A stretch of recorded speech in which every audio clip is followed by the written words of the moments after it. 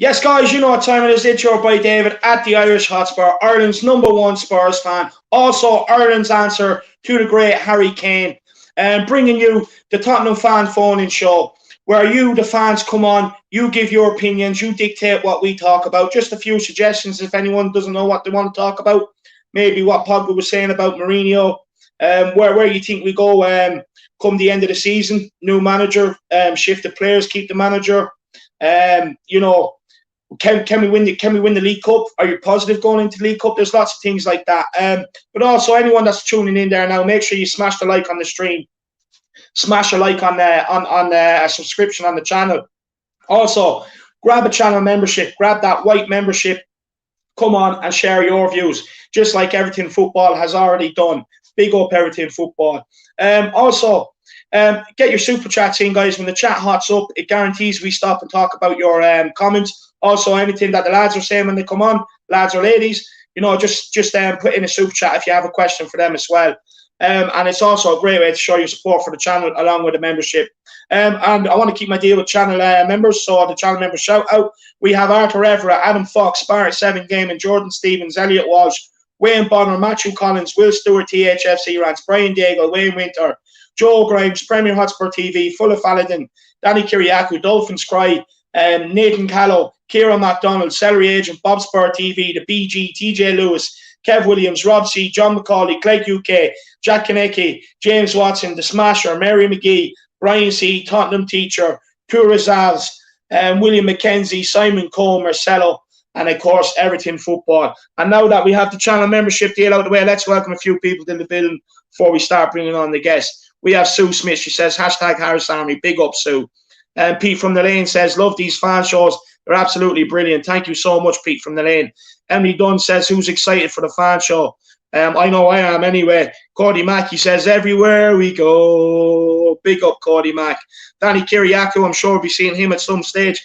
He says, come on, let's go. Big up. And then, of course, Everything Football, grabbing that channel membership. And the Smasher is there. He says, David, my G, what's up? I'm all good, man. How are you keeping? Jordan Stevens, he's saying, good evening to everybody. Big up, Jordan. Kevin Murray, the Harris Army. Big up, Kevin Murray. 92 Flamethrower says, so who's the next manager? All the Nagelsmann in fans are shaking. Viper Ames says, trust me, it's not Mourinho. Empty Council says, Josie out. Full Mince says, showtime. William McKenzie says, ain't game day, but come on, you Spurs. No, 100%. 100%. And without further ado, look, let's bring on our first guest. Let's welcome him in. And it is Joe Grimes. Big up, Joe. How are you keeping, my man? Oh, good now, David. How are you? Thanks for having me. Yeah, I'm all good. Look, as good as can be, I suppose, when we're not playing great football. But look, what do you want to talk about today? Yeah, look, Dave, I'd love to be coming on here all positive and saying everything's rosy in the garden, but I just can't, lad. It's just it's just not good enough what's going on. Like, and you didn't make this channel for us to go on to talking shit about our club. We should be coming on here saying how much we love Tottenham and all the positive that goes along with supporting Tottenham. But yeah, I just can't do it at the moment. It's just depressing, and yesterday was just a joke, to be honest. It's an absolute joke. Yeah. From the lineup to the performance to the manager's decisions, it was just not good enough at all. Fed up with it now. No, look, I fully agree with you. And look, you know, I know I created this channel to try and be a positive atmosphere all the time. But look, that's my job. This is your time, Joe. If you feel like you need to get stuff off your chest, do. You know, we have a cup final coming up. Get it off your chest between now and Friday so that you can have the optimism going into the cup final. I know it's very hard to be positive, right? I get that. I fully understand that. But we deserve that cup final. We deserve that day out at Wembley. We deserve to sit there, enjoy it, kick back with a few beers, win or lose. We deserve to enjoy the day. But look, I agree with you. Yesterday, like Gary Paul Speed says here, West Bam, the gift that still gives us a prayer. Look, he's even more optimistic than me. Big up, Gary Paul. Glad to hear that your mother and that is doing well as well. But he's more optimistic than us. But does it feel like 2 points lost really with West Ham dropping points today? Yeah, 100%. Like I still never thought West Ham would get in the top four anyway, so we should be up there, chasing them down and overtaking them. But yesterday was, as I said, was a joke. Like we played it 7 defensive players. If you think about it, against an Everton team that are depleted and without Calvert-Lewin, and Decore, Fabian, Delph, Bernard, loads of them missing. Yeah, Yerry Mina, their main centre back. Exactly, they're so depleted. We should have been going there and turning them over easily. It was just the whole lineup yesterday, lads. Just the setup of the back three. Like, why is Eric Dyer still in this team? Like, why? Like, Jose. We thought Jose figured out that the Dyer experiment had failed, and he took him out of the team for 6 or 7 games. Then he throws him back in against United, plays shit. Now he's playing there again last night, and it's the whole, like, if you're going to play a back three, lad, just should have been Toby, Rowan, and Tanganga at the back three. Like, and if you noticed as well, Toby and Dyer, 2 of our most immobile centre backs, were on either side, and Joe Rodon was in the middle. Like, what the fuck is that about? And then I think on that, like, look, first of all, Dyer shouldn't have been picked, but I think the idea with playing Rodon in the middle is because he's faster. So maybe he's thinking about going with Charlison coming in behind, balls in behind. That, you know, he maybe drops a little bit deeper than them two to make up for their lack of pace. But look, it shouldn't have happened because Dyer shouldn't have been playing, like you said. Yeah, and it goes back. I know you alluded to it there yesterday about Paul Pogba's comments about when Jose was there, he just cast players aside for weeks on end and not giving them full reason. And you said the lineup yesterday showed that, and exactly that point. And fucking Sissoko coming back into the team, like, I don't know what that man brings to this team anymore. Like, he's does, like, before he used to be getting the ball from deep and dribbling up the field, getting us up the pitch and being aggressive and getting stuck in. He doesn't do that anymore, so I don't know what he brings to the team anymore. And and then the joke that, and then with the manager, like, he should have been sacked weeks ago. I would have sacked him after Zagreb. At least then we might have a bit of a new manager bounce. We finish the season on some sort of a high and prepare for next season. But he's still here now, and they're probably going to sack him halfway during the summer. And we have no players brought in. That means we're giving these current players another chance. There'll be three managers. These guys under the last 2 years. That's well, insanity. The thing is, they have to pay. I think they have to shell out 30-35 million to sack them as well.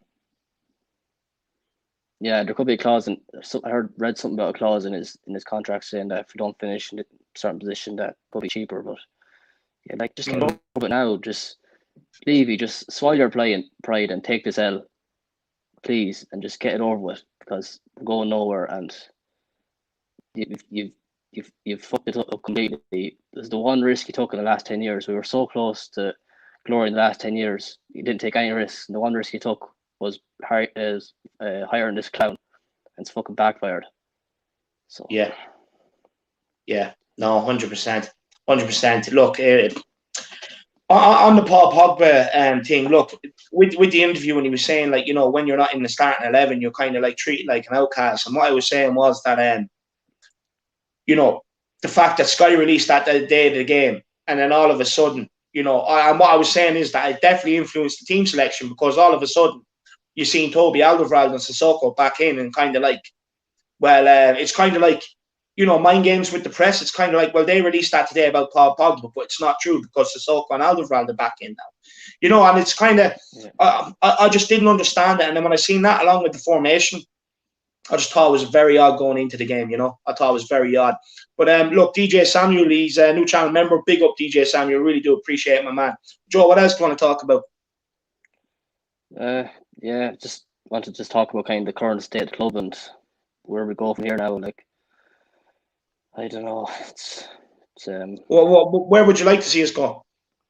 Well, the first thing we have to do is just get rid of this manager now. Just get it over with, and then give these players their notice period. Come up to the summer and get rid of 8 or 9 players and bring in 4 or 5 quality players that can hit the ground running and like Højbjerg and Reguilon did at the start of the year, and just start again basically, because it's just we do have to start again. We have to. It's this going back to now before when Martin Jol came in, or when Harry Redknapp took us over when we were rock bottom of the league. Yeah. In this period, I actually remember that. I was young enough. I'm old enough to remember that time when we were rock bottom of the league and under Ramos. Yeah. It was embarrassing, and we were losing 2-1 at home to Stoke, and they're just after being promoted, all that sort of stuff. And then Harry Redknapp came in and stayed the ship, and this period feels worse than that, man. Honestly. And my dad's been supporting Tottenham for 50 years, and he said it's never been as bad as this period right now. And he just said that he's not going to go to the games next year if the manager's still here. So that's how bad it's got in our house. Jesus, so you would be starved of a bit of football then. He probably won't pay the Sky or the BT prices either. I don't know, but I'll be going over to London on my own if that's the case next year. You'll never have to go on your own, lad. I'll always go with you. Yeah, make some for a weekend if it doesn't have to be going to clubs and shit like that. Yeah, no, 100%. 100%. But come here. So look, obviously you want the manager sacked, but do you honestly believe another manager can come in and get like better out of this squad, or do you think it also is a case that these players have to go as well? No, these players have. That's the next protocol after sacking Joe is getting rid of 8 or 9 of these players. It has to be done. Pochettino's called for 3 years ago to rebuild the squad. We can't keep putting it off, man. It has to happen now. Because if it doesn't happen now, when are we going to do it? Like, and new manager come in with these players. Yeah, they play well for 10 or 11 games, but fucking crisis is just around the corner again. Yeah, they put in a no-show in a big game, or they don't turn up to be fucking Brighton or something like that. 100%. Just quickly, Kev Murray. I don't actually have any update on Kane's ankle. George, have you heard anything today? I was out today. Have you heard anything on Kane's ankle today? I just seen a video on Twitter of him walking out of the stadium. Like, normally he wasn't on crutches or anything like that. So fingers crossed he'll be fit for the final. Yeah, 100%. And Elliot Walsh, new channel member. Sorry, not new. He was already channel member, but he's back again. Big up, Elliot Walsh. Absolutely love it. Joe, anything else you want to say before I bring on the next guest, lad? Yeah, just if you don't have another membership call in for a cup final, like, I will get up for the final, because it is a final and we don't get to them that often. So I'm not saying we're going to win it now, but not that to do with it, that we're going to just turn up and beat one of the best teams in Europe on current form. But fingers crossed that the footballing gods are on our side next Sunday, and we can pull a result out and end this trophy famine. And and then just go from there. Then just build off that. But, thanks for having me on, David, and it's a good therapy session.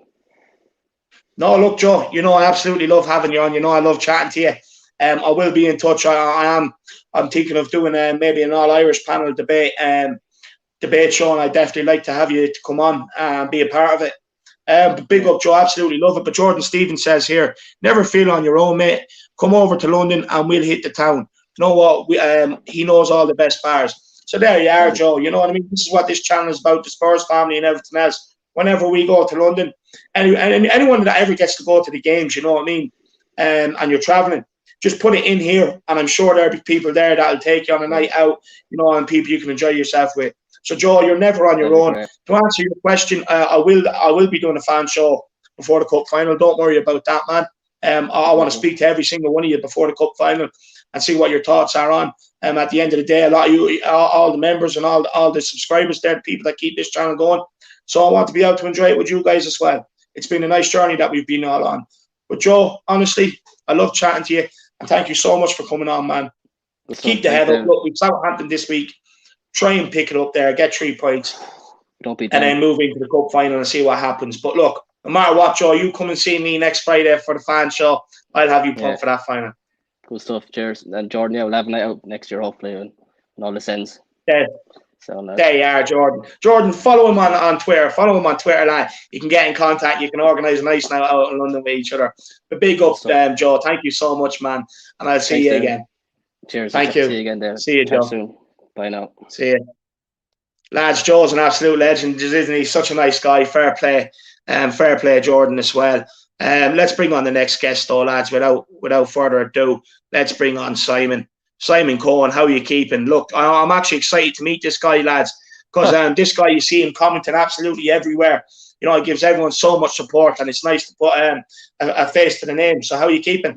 Yeah, fine, thanks, Dave. Thanks for having me on. Really appreciate it. No problem at all. Yeah, you do wonderful shows all the time. Very good. Very knowledgeable. No, thank you. I appreciate that, man. But look, what do you want to talk about? Do you want to talk about the current state of affairs? Do you want to talk about the direction we're going in? Do you want to talk about yesterday's game? Let's talk about yesterday's game first, yeah? Yeah. The lineup. I didn't get it. Why was Sissoko and Dyer playing for a start? Yeah. You tell me, why were they playing? We should have been going there for a win, not a draw. Yeah. We turned up too defensive. We should have been going there for 3 points, not 1 point. Yeah. So I don't know why Moura or Lo Celso wasn't playing, or even Bale playing, instead of Sissoko and Dyer playing like 3 centre halves against a team that didn't have Calvert-Lewin playing. Yeah. I didn't get it. I said to my missus before the game, we're not going to win. We'll get a point. If that, no more than a point, because the lineup we had put out was terrible. Yeah. No idea. Clueless. Mourinho was clueless. He's lost the plot, mate. He's lost the plot. He's really lost the plot. Yeah, Mourinho. He should have went for the game yesterday. That's what I didn't get. I didn't get looking at why it was so defensive. And to be honest with you, we probably should have seen it coming with what he said in the press conference, saying you're not going to see another 5-4 like you did in the FA Cup. Probably should have seen something like that coming, you know. He's given up. Mourinho's given up. He knows he's going. He knows he's on his way. Just wants his payoff and he wants to go. Yeah. That's what he knows he's going. He's not stupid. He definitely knows he's going. And he needs to put it this way. He definitely does need to go. Enough, you know. We've all had enough of it now. Yeah. We need a new man at the helm for next season, get this team back on track. Get rid of the deadwood and get some, you know, top players in, fingers crossed, and we'll start moving on. Because it's you know, it's boring. It really is. Watching Spurs at the moment, like I said, it's like going to the dentist. It's painful. It really is. You know, I don't look forward to watching. I don't look forward to watching it anymore. You know, this season and getting knocked out the UEFA Cup, blah blah blah. It's just getting from bad to worse. It really is. It's not like the teams I used to watch in the early 80s. Because I'm 63 now. So I've seen some very good. You're making me jealous, man. You're making me jealous. No, I know, but I've seen some very good teams in the 80s and all that. You know, home and away used to go in the early 80s. You know, before I got married. You know, had some very good teams winning cups. But now it's torture. It's torture watching this lot. It really is. Yeah. It is. I agree. It is. And next week, all right, it's a one-off game. We could win it. Yeah, we could win it. But you think we're going to win it, Dave? Honest, you think we're going to win next week against Man City? Oh, look, Simon, you know how positive I am. You follow me around everywhere. You know exactly how positive I am. Look, I just have this feeling, right? And I text Ben from here, Tottenham TV, maybe last week about this, I think it was. And I was saying, you know, that I just have that sneaky suspicion with how bad this season has been.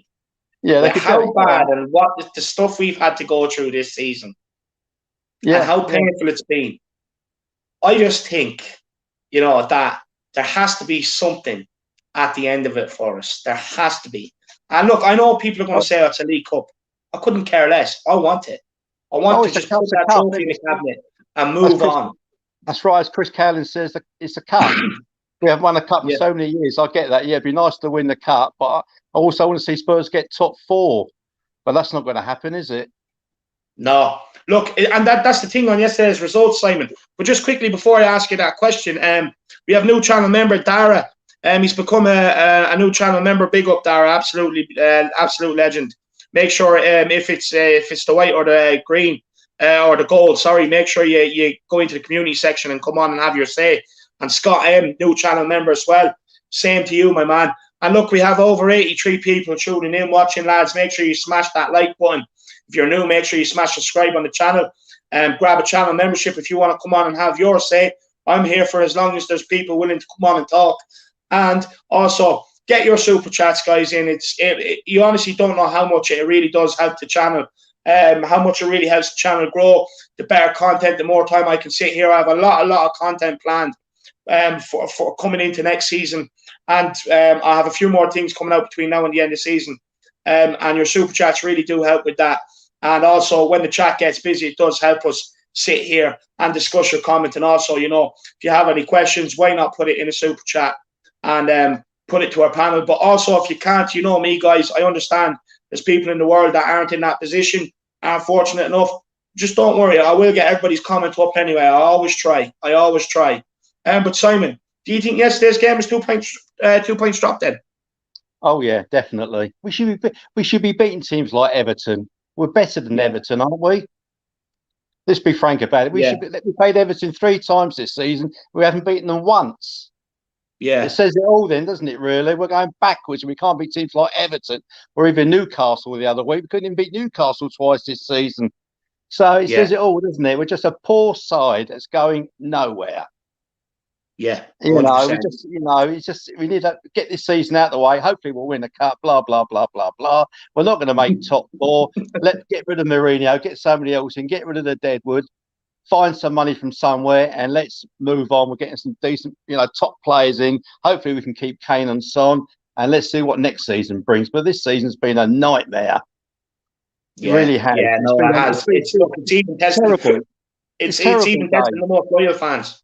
It's terrible. This season it's terrible. We should have been in the semi-final of the UEFA Cup. Look at Arsenal; they're in the semi-final of the UEFA Cup, and they're no better than us. Yeah, 100%. So I just don't get it. I just don't get it. I really don't. What do you think about the whole situation at the moment? About the way we're going? Yeah, look, I've put a lot of faith in Jose. I've backed him to the hilt. And to be honest with you, I do think rightly so up until recently. I think a lot of people were very quick to jump the gun. And I do think a lot of it was hatred based towards the man rather than, because they'd sit there and tell you, oh, yeah, the players are shite, but this guy's supposed to get better out of them. But, if this core group of players, cost Pochettino his job when he started losing the likes of Walker, Rowe, Wanyama, Dembele, right? Then you go into Mourinho. He lost Vertonghen and Eriksen from that group as well. Now we're sitting here week in, week out debating whether Lamella's starting. Lucas Moura, okay, he's been good recently. But look, over the course, and Ajax, but over the course of his Tottenham career, he's been poor. He's a regular in the team now. You know what I mean? Yeah. And there's a few more players like that. And it just the thing is where I struggle is no manager is going to come in and get better out of this core group. That's right. That's right. Some of these players need to go, no matter who they get in next season as manager. We've still got these same players there, the Dyers and people like that, and Auriers and Sanchez. No other manager is going to get any better out of them. They need to go. Just got to get rid of them and get better players in. As simple as that. Spurs should be, getting top players in. The problem is there's so much dead wood there sitting around for year after year after year because Levy asked for stupid money to get rid of them. Nobody will pay the money. Yeah. So we're stuck with them. Yeah. And the numbers are getting bigger and bigger and bigger with the dead wood. And no way we're going to get shift 7 or 8 of them out next season. For next season, it ain't going to happen. If we get 3 or 4, maybe 5 max out the club, we'll be lucky because Levy will be asking stupid money. Well, all I'm saying is, Simon, is with Levy, this is on him now. I don't care. I don't want any excuses this summer. I don't want excuses about homegrown.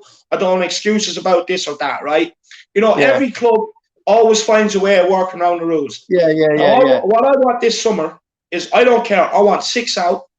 Yeah, and maybe you can get away with bringing 4 in plus bringing Session on and skip back into the fold. Yeah, I'll take that. I'll take that. But I want 4 players to come in to go straight into the first team, not to sit on the bench.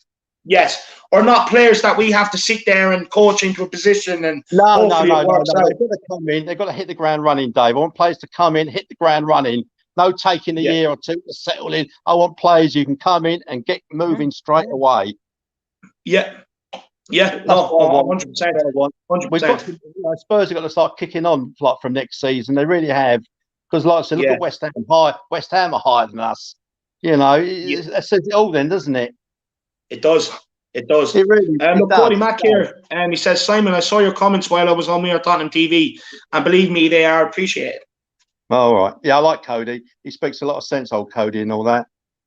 Yeah, he's funny as well. He's a good jokester, that guy. Yeah, he can get a bit emotional, mind you. I can get a bit emotional here sometimes. I can tell you when I start throwing things around the room when Spurs are losing or whatever, or shouting and screaming, and the wife telling me to calm down. They're like having a heart attack the way I go sometimes. It can be really that bad in this house, I tell you, the way Spurs play. I'd well believe it, lad. I'd well believe it. I know what you old hardcore followers are like. Yeah. Oh, yeah. No wonder on blood pressure tablets. It's supporting Spurs that does it. That's what that's about. So would have, if I was on the blood pressure tablets, I would have killed over by now. but like I said, Dave, all we can hope for is, we can win a cup next week. We could still make the UEFA Cup or whatever. What is it, 5th and 6th or something like that to get into the UEFA Cup? Yeah. Would you take it? Would you take the UEFA Cup next season or not? Well, look, to be honest with you, I'm one of these fans, right? I'd even take the Europa Conference with that new competition. I don't want to go down that road. Look, you know what I mean? Any sort of European game will do for me. Obviously, I want it to be the very best. But if I can't have any of them, I'll take the Europa Conference League. And I know it's sad, but that's just me. No, we shouldn't be coming. We shouldn't be going to that level. No. We should be aiming a bit higher than that. Come on. We're better than that, surely.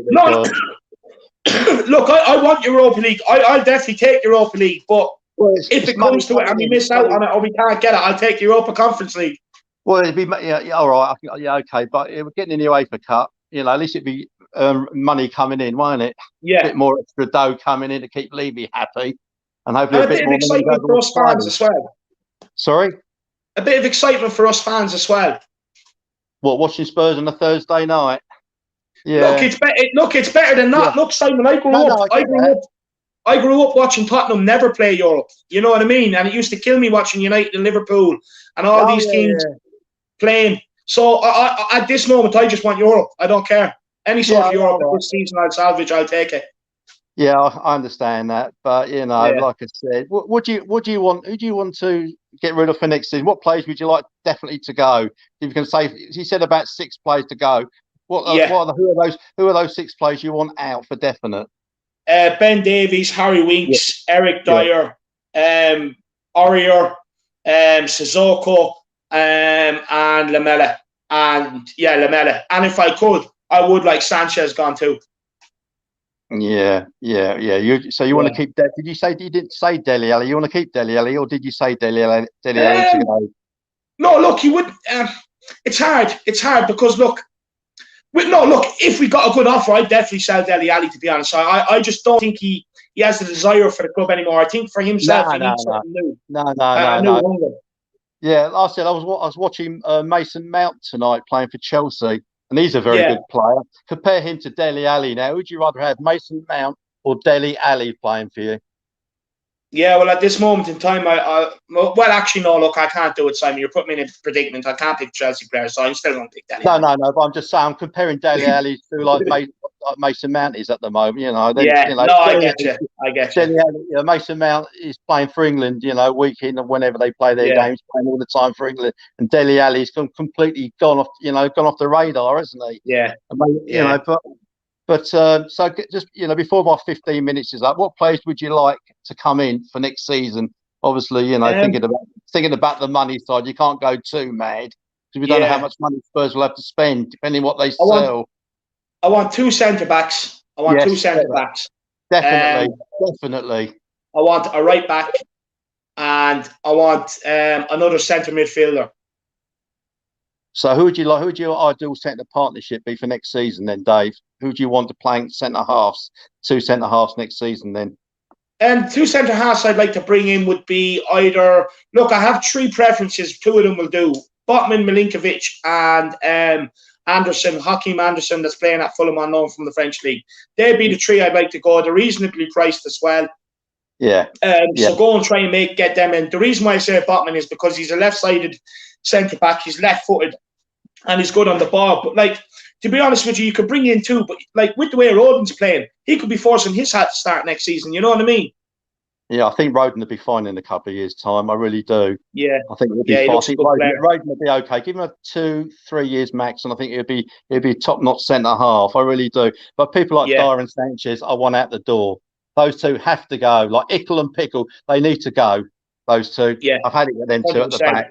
I really do. Look, Simon, sorry. Look, we're gonna get the next guest on there. Yeah, go on, mate. Yeah. Like I said, if you could do my Spurs life story sometime, give us a shout. But give me a little bit of, a bit of notice, and I can always give you my Spurs story. Because obviously, I go back to late 60s, early 70s when I started going to Spurs. So I'm sure I can come up with a few things for you if you'd be interested. But give us a bit of warning on that if you don't mind, Dave. Oh no, 100%. Look, to be honest with you, you just let me know when you want to do it, and I'll be available. I'll be around to do it. All right, but I'm going to catch the rest of your show now. Anyway, I'm going to watch the rest of the show. No problem. You sit back and enjoy it now, my man. Thank you so much for coming on. You said you were nervous before you came on, but you had no reason to be. You were absolutely brilliant. No, I was a bit jittery, but I'm fine now. Once I get talking, I can get talking like Brian in Canada. I'm one of them. Once I get going, I can get going. But once again, thanks very much for having me on, and all the great work you do. You're a top bloke. I wish you all the best, and I'll speak to you soon, Dave. No, look, I really do appreciate it. Thank you so much. You've been absolutely brilliant as well. You've definitely contributed to today's show. And look, I hope to see you next Friday for the next fanning show. Yeah, I'll be in. I'll give you a shout. All right, Dave. Take care. Toodle pip. Perfect. Thank you, Simon. Bye. See you. Yeah, see you, Simon. Absolutely brilliant, Simon was, lads. He was absolutely brilliant. Let's bring on the next guest, Jordan Stevens. Jordan, how are you keeping, my man? Yeah, not bad, Dave. Not bad, Dave. Thank you. How's it going? Yeah. It's look, apart from being pissed off at the result, which I probably will be until we win again. Yeah. I suppose I'm all good, to be honest with you. How are you keeping? I know you weren't too well, so it's good to see you back. Not bad. Drained, tired, deflated. I can't think of any more words, to be honest with you. It's getting to that point now. I think the sooner the end of the season can come, the better, to be honest with you. That's how I see it. Yeah. Not to put too much of a dampener on things, but that's the way it is, unfortunately. No, I agree with you. Sorry, Jordan, just a couple of super chats here. Kev Williams says, I've lost so much faith in Spurs, buddy. He's pissed off. No, look, I feel your pain. I'm the same, and Danny Kiriakou says, big up to all the new upgraded channel members. Exactly, Danny. Big up the channel members. Quickly, lads. Look, don't be afraid to get your super chats in. Like I said, it really does help the channel grow. It really does help support the channel. You've no idea. And grab a channel membership if you want to come on and chat to us as well. Grab the white membership or the gold membership. The gold membership includes your Spurs story as well. And look, also if you can't do any of that, just smash a like on the stream, smash a subscribe on the channel if you're new, and just keep getting your comments in. But Jordan, what do you want to talk about, lad? Where to start? I mean, the first thing I would say is all the signs I'm seeing from the manager at the moment, be it his team selection, the way he conducts himself in the press, all those sort of things. Be prepared for this to be what I'd say the beginning of the end for Jose. I don't think he'll be here next season, and I'll be very surprised if he lasts this season, to be quite honest with you. The way things are going, I mean, the teams he's picking now just don't make sense. He's chopping and changing it like it's going out of fashion. Players aren't playing for him. You can tell by his body language, the way he is on the touchline. He knows what he's doing. He's sitting here taking his 13 million a year. And it looks like he's not going to be here next season. And I think he knows that as well, to be honest with you. I think he's riding this one out, to be quite honest. And I think we have to be prepared for that. It kind of looks like that's already been happening. It's just like, look, end of the season, you're done, Yeah. And it's like players and the way things are just riding it out. It looks like, to me, it looks like there's already been a discussion between Jose and Levy, to be honest with you, and the squad. I think there might have already been discussions there saying, look, you're not going to be here next season. See this one out, because there's no point now getting in, an interim caretaker manager for 6 games left and a cup final. That doesn't make sense. So he's going to see this out. If we get a cup, it's a bonus. If we come out of this with a trophy, we can't really complain. Having been starved at that for how many ever years. But look, it's not looking good, is it? So the summer's going to be massive for the board in terms of who they get in for, like, playing staff. But it's also going to be, I think it's also going to be big for them in terms of, who they get in as a manager, because that's how I see it going. But who they get in is another question. Who would you have your eye on if it did happen? A good question. I would probably go for a younger manager that is able to do some sort of rebuild. I'm under no illusions that this is not going to be fixed in one summer transfer window. I'm hearing a lot of people saying, "Oh, this summer, we get in 4 or 5 players, and that's going to be it." I don't think we're going to get in 4 or 5 players, knowing the way Daniel Levy works. So we do need someone that can work with what we've got to some extent. So I know everyone's saying Nagelsmann or Ten Hag, but I think going along that avenue is probably the best choice for us. I'm not having all this Maurizio Sarri stuff or Brendan Rodgers. I don't think any of that's got any sort of sense to it at all. So for me, a younger manager that can work with some of the players that are not really pulling their weight, to be honest with you. I don't know what your thoughts on that are. The players. Well, in terms of the manager that we can get in to work with players, I don't know what you. No, look, it doesn't matter what manager comes in. You're just shelling out pointless money.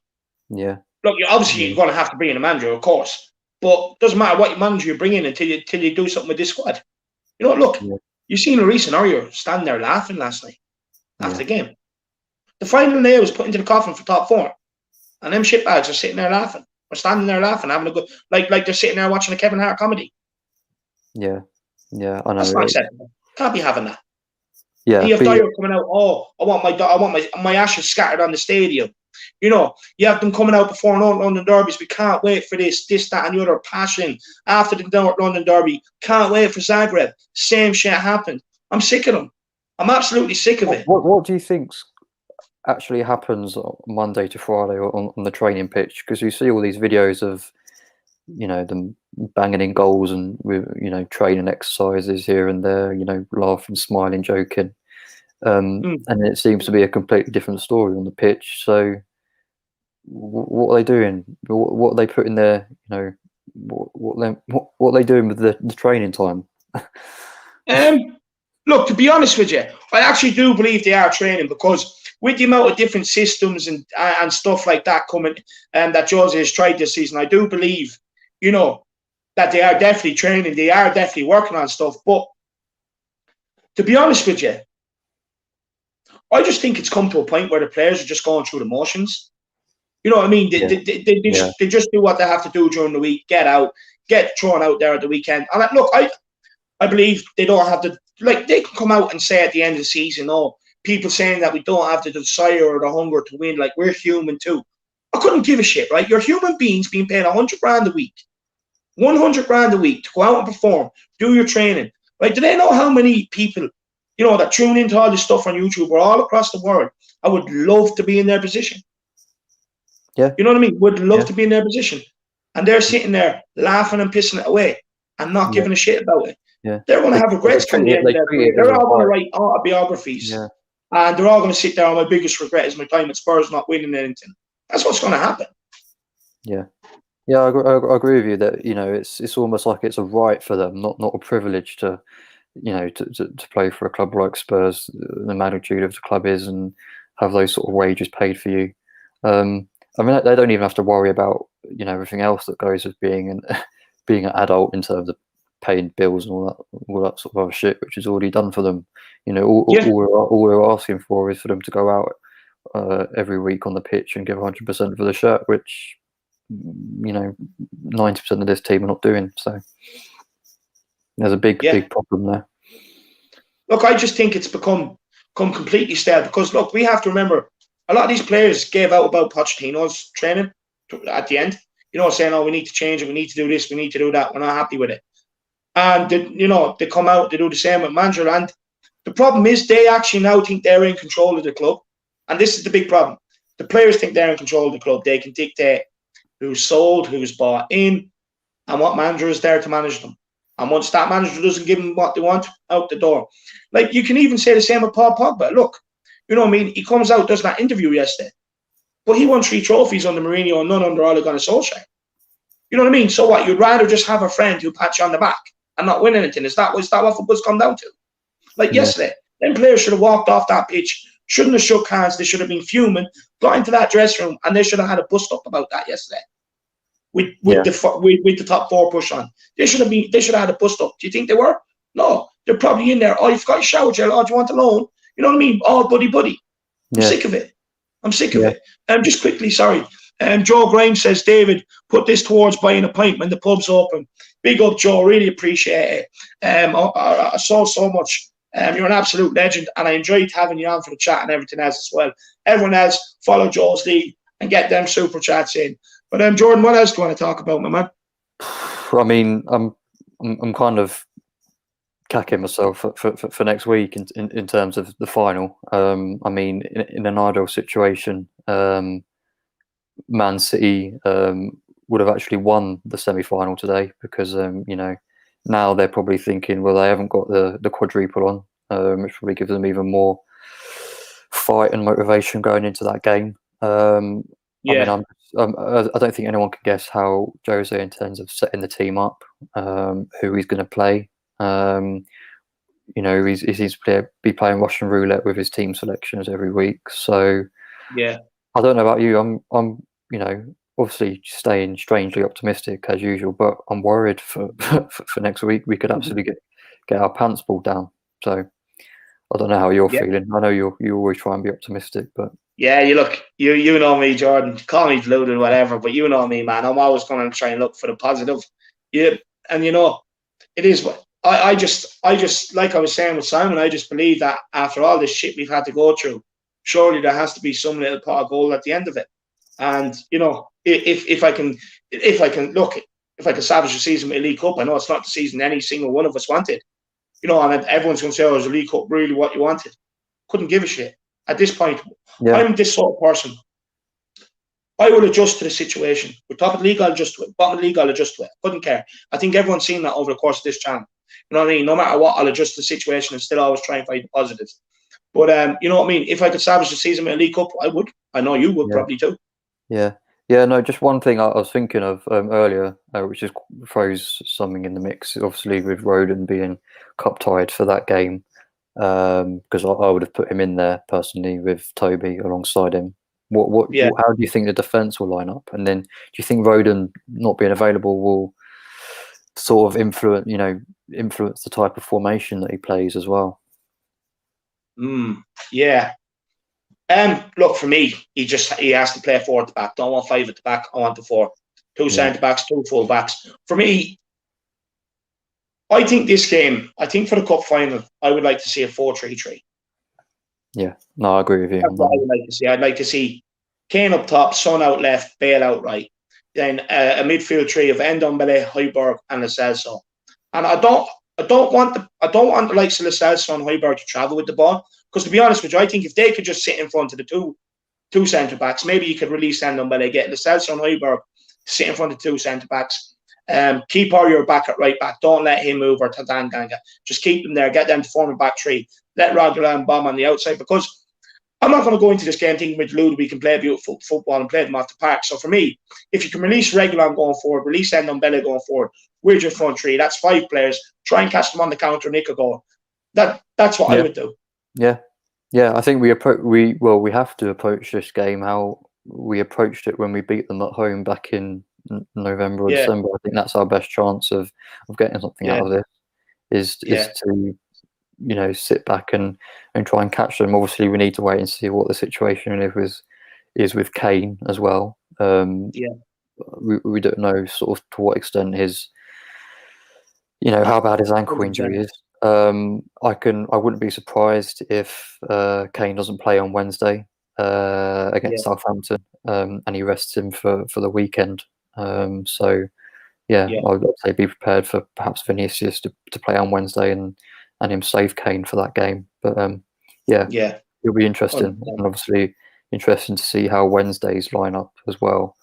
Plays into Sunday as well. So look, it's going to be interesting. No, it will be. And look, Jordan, I want to see you next Friday for that fan show. Yeah, I will be there. I'll be there, David. Look, don't worry, I'll get you up front, my man. Yeah, no, cheers, David. Thanks for having me on again. No, absolute love it, man. I hadn't seen you in the comments of that for a while. Thought I lost you. It's good to see you back, my man. Nah, I'm back. Don't worry about that. Thank you very much, lad. Absolute brilliant. Love that conversation, my man. And I'll be in touch, all right? Yeah, nice one, David. I'll see you, Jordan. Thank you so much. Thanks, later. Nice one. See you, man. Everybody, Jordan was absolutely brilliant, wasn't he? What a guest. But look, I am going to have to start getting through these a bit quicker here. I am going to bring on Arthur. I'm going to bring on Fen, then Arthur, and then I'm going to bring Will and Jack on together. And then Will and Jack. So let's bring on Fen here first. I am Fen. How are we keeping, man? Yeah, not too bad, David. Ready to be on? I think this is my show debut on your channel. It is. It is actually. Yeah, I'm always speaking to you on the Matty Hayes watch along, man. Yeah, I love it over there. But I've got the membership over here, and I'm ready for all these Friday fan shows. Having a little rant. Hopefully, it's not going to be a rant. But I'm ready. Whatever you want it to be, my man. This is your time to shine.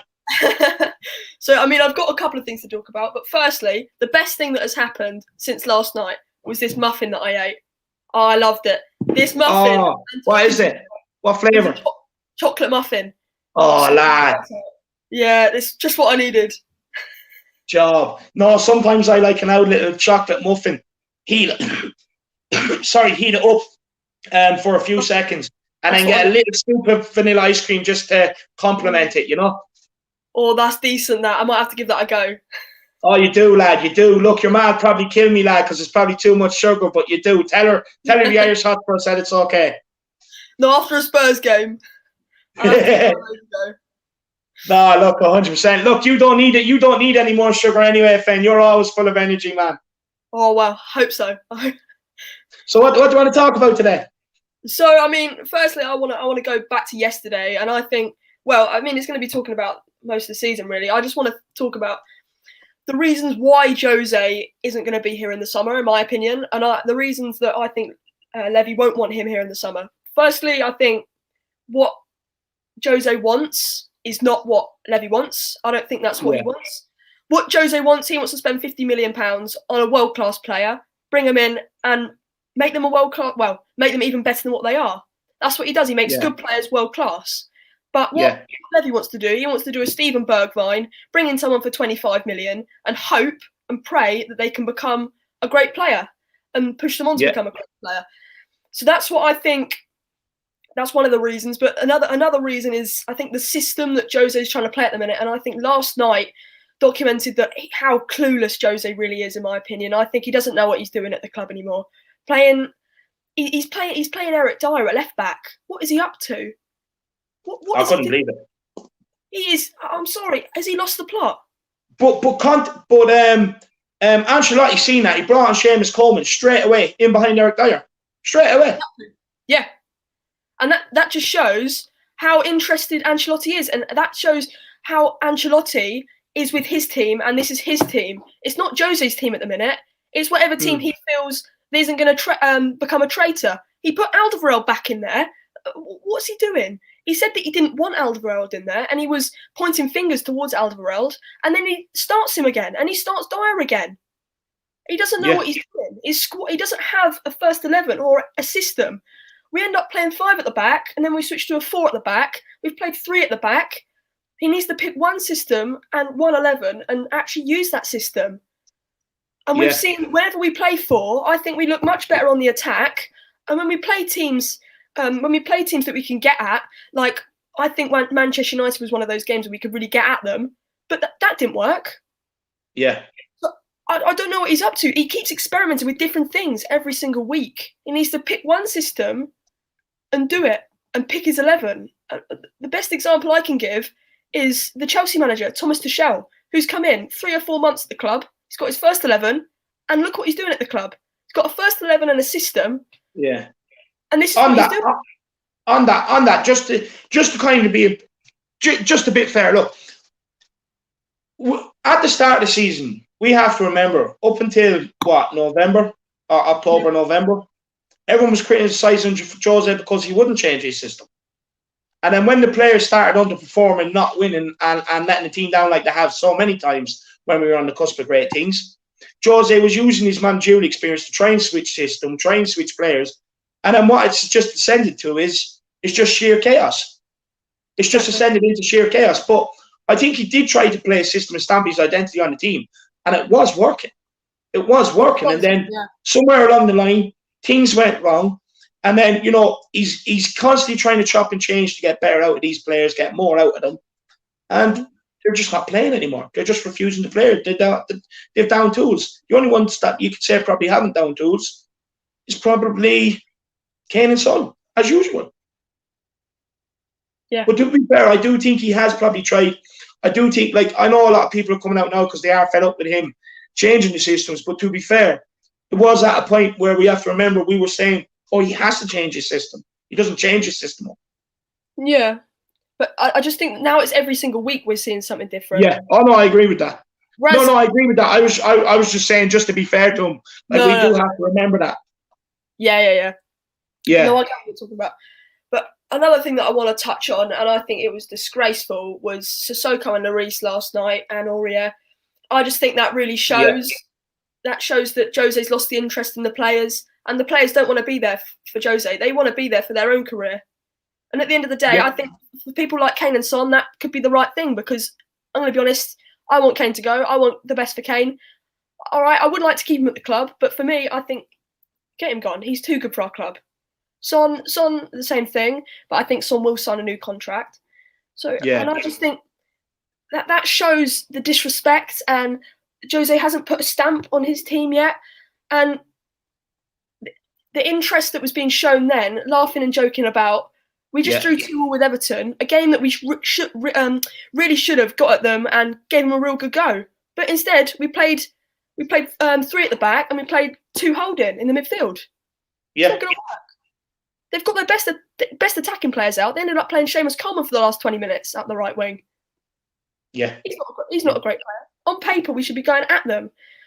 But why was he trying to play like that? Why was he trying to play this low block again? This goes back to the system.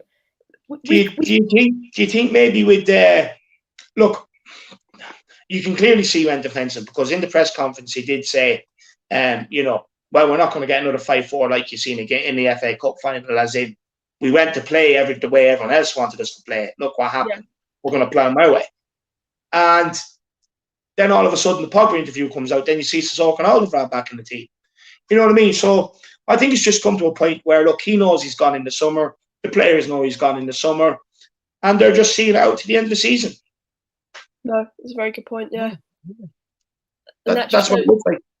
Exactly, yeah, it does look like that. And that, I mean, is that Jose's fault? Yes, but at the same time, the board shouldn't. I don't think the board should be doing this. I'm going to be honest. I think the board should wait, even until this cup final, because I want to win this cup final. We all want to win this cup final. Everyone is Spurs fans. But if Jose Mourinho wins that cup final, will he be at Spurs in the summer? I don't know. I think he could be. But if he loses that game, I don't think he will be here, and I think he will be sacked after that game if we do end up losing it. So it's just a mess. It's an absolute mess, David, and it's disgraceful, really. I think from both the board, well, all 3 of them, both board, players, and Mourinho, it's a shocker. They're having a shocker. Yeah, but Fenn, how do you think we get out of this mess? Where do we go from here? Well, we always say this rebuild. I don't think a rebuild is likely. I'm going to be honest. I don't think a rebuild will happen. The owners are going to be here for ages. That's going to happen. Levy will probably be here till he's 99 or whatever. He'll stay here, and the manager can go. But the only thing that's going to change is the system and his starting lineup. And what will happen is if we go and get a new manager in, he's going to start playing Dyer again every week. Start playing Winks every week. Yeah, that can't happen. The thing with Jose at the minute, at least he's got more of an idea. But I think if we get a new manager in after the cup final or in the transfer window, give them their window, like what Jose had, his first time in the club, get a good transfer window in, and then we can go from there. Now, if Jose does have this transfer window, then I think it's going to be a very different transfer window to if you had a different manager in. Because the system that Jose wants to play is unknown, but obviously we know that he's a very defensive manager, and we know what he's going to do. He's going to go out and buy defensive players. That's all that's going to happen. And maybe the reason why our defence is so bad at the minute is because Jose is relying too much on the defence. If we would start playing more attacking football, then maybe we would start getting more out of these players, the defensive players that aren't as good. Because with an attacking system, possibly I can understand that, but do you think we actually have the players to sustain attacks? Because from what I see, we have some decent quality players, technical players, but what I see is them always trying to force the issue. What they don't have is football intelligence. Recycle the ball. Recycle it left to right. Keep the ball. If you can't penetrate, keep the ball and keep trying. We don't have players that can do that. It's taking them 3-4 touches to get the ball under control. And if they do, then they're trying to knock it by a man and it's hitting off their left foot, even though they're meant to kick it with their right foot. Do you know what I mean? I can understand, like, you know, I get it. Obviously, when you're on the front foot and playing attacking football, you know, obviously, in a way, you do have to rely on your defenders a lot more in counter-attacking situations and stuff like that. But do we actually have the players to keep sustained pressure attacks? And like you seen that stat, we're top of the table on misplaced passes in our own half, which shows we struggle to get out. Yeah. No, it's a good point. And whenever we what we do is lump the ball up. Whenever Sanchez gets the ball or our fullbacks, we just lump it up the pitch. And again, the one reason that worked, well, the one game that I saw that worked was against Aston Villa when we started playing that long ball and it started working. But that's because we had 2 target men up front. When we play 1 man up front, if we play a 4-3-3, we can't lump it long. We can't play it long because you've got the 2 wingers. They're both being marked by a fullback, and then you've got Harry Kane who will be in the middle if he plays, or Vinicius, with 2 centre backs. So that won't work. And that's what I think he'll go with. Or he goes with a 4-2-3-1, which does it suit the long ball? It could do, but I don't think it will. Yeah. And that's the system that we're ended up playing. So that's the whole mix-up. We either play the long ball with a formation that works with the long ball, but then we have Manchester. And then what was the game after Villa when we lost? Who was it? Was it Newcastle? The Newcastle? Newcastle, yeah. Newcastle, and it didn't work. He played 2 strikers again, and it didn't work. Sorry. Maybe that was just a one-off, and the long ball actually worked. And then we saw against Newcastle, that was shocking. We all know that was shocking. So, that's another big issue when we're looking at the formation and the tactics that Mourinho's trying to bring in. Does it suit our team, and does it suit the players that we've got? No, possibly not. And I think that goes back to the board when they signed him. The board must have known that. Even the Pochettino way wasn't suiting these players. A lot of these players, you know. Yeah, possibly. Do you think? I've got a question. Do you think that these players at the minute that we've got would suit better under Mourinho or Poch? To be honest with you, a lot of these players you didn't really see too much under Poch, like Lucas Moura. You know, he was never really a great player. Lamela, you know, Lo Celso didn't feature much under Pochettino. Pochettino couldn't get Ndombele on the field. You know, Eric Dyer barely featured. You know, so they're like, and ultimately at the end of the day, when we lost Danny Rose, Kyle Walker, I'm going to keep saying this, Wanyama, Dembele, right? Then we've also lost Jan Vertonghen and Eriksen. You know? Yeah. And I think so soon to be taken. When Mourinho, obviously he had Vertonghen and Eriksen, but when Mourinho or Pochettino had to start relying on these players, he was 14th when he was sacked. Yeah. Do you know what I mean? So, like, and this is why I keep harping on about the players. We can sit here and keep blaming managers after manager. Look, ultimately, Josie is starting to add to the problems. Do I believe he genuinely tried to get the most out of them? I do. I think he's used everything is in his repertoire, formation-wise. You know, from being happy to trying to motivate them by pissing them off. You know what I mean? I think he's tried everything, and we just can't get a song. But what manager can at this point? You know, people can sit here and make everything a Mourinho issue. But when Mourinho goes and they do get like an Eaglesbum or someone like that they do want, when he comes in and he starts failing, the first thing people are going to say is, "Oh, he doesn't have the players to implement his system." You know what I mean? But the reason why a lot of them are not fair with the criticism of Jose is because they just don't like the man. But if my thing is like we can't forget. Just don't let your hatred blind the fact that a lot of these players got Pochettino sacked and sitting 14th in the league. Two different managers, two different playing styles. You know, it's very true. It's very true, and that goes back to the fact that when we have these systems, Jose's tried every single system, and that's why we've seen every single system, and he doesn't know which one to do. So I feel for the man in the fact that he's having to try every single thing to be able to get a little bit of gauge out of these players. And he's still got players that aren't getting into the starting line. Let's look at Dele, for instance. I don't think he's interested anymore, but a new manager could kickstart Dele's career. But at the same time, does he have the passion for the club? But again, on Dele Alli, we say that. He stopped playing under Pochettino. Mourinho came in. There was a bit of a bounce when Mourinho came in. Then you've seen the same shit. You know, so a new manager might come in. You might see another bounce off Dele for 5-6 games, and then he just disappears again because he thinks he's made it. Yeah. You know, like people, like we need to understand there's a lot more deeper issues than just management styles. You know what I mean? This, that, and the other, or bringing a manager a philosophy. Look, no matter what manager comes in, Tottenham is a graveyard at the minute, and that's it. You know, a lot of these players have to go. Keep the better ones and get rid of the shit ones. But what's going to probably happen is we'll sell the better ones and keep the shit ones. You know? Yeah. And that's true. But Fen, look, you've been an absolute brilliant guest, my man. And Corey Mack says here, you have a big future, excellent football minds and well spoken. But look, lad, it's been an absolute pleasure for you to come on and make your debut.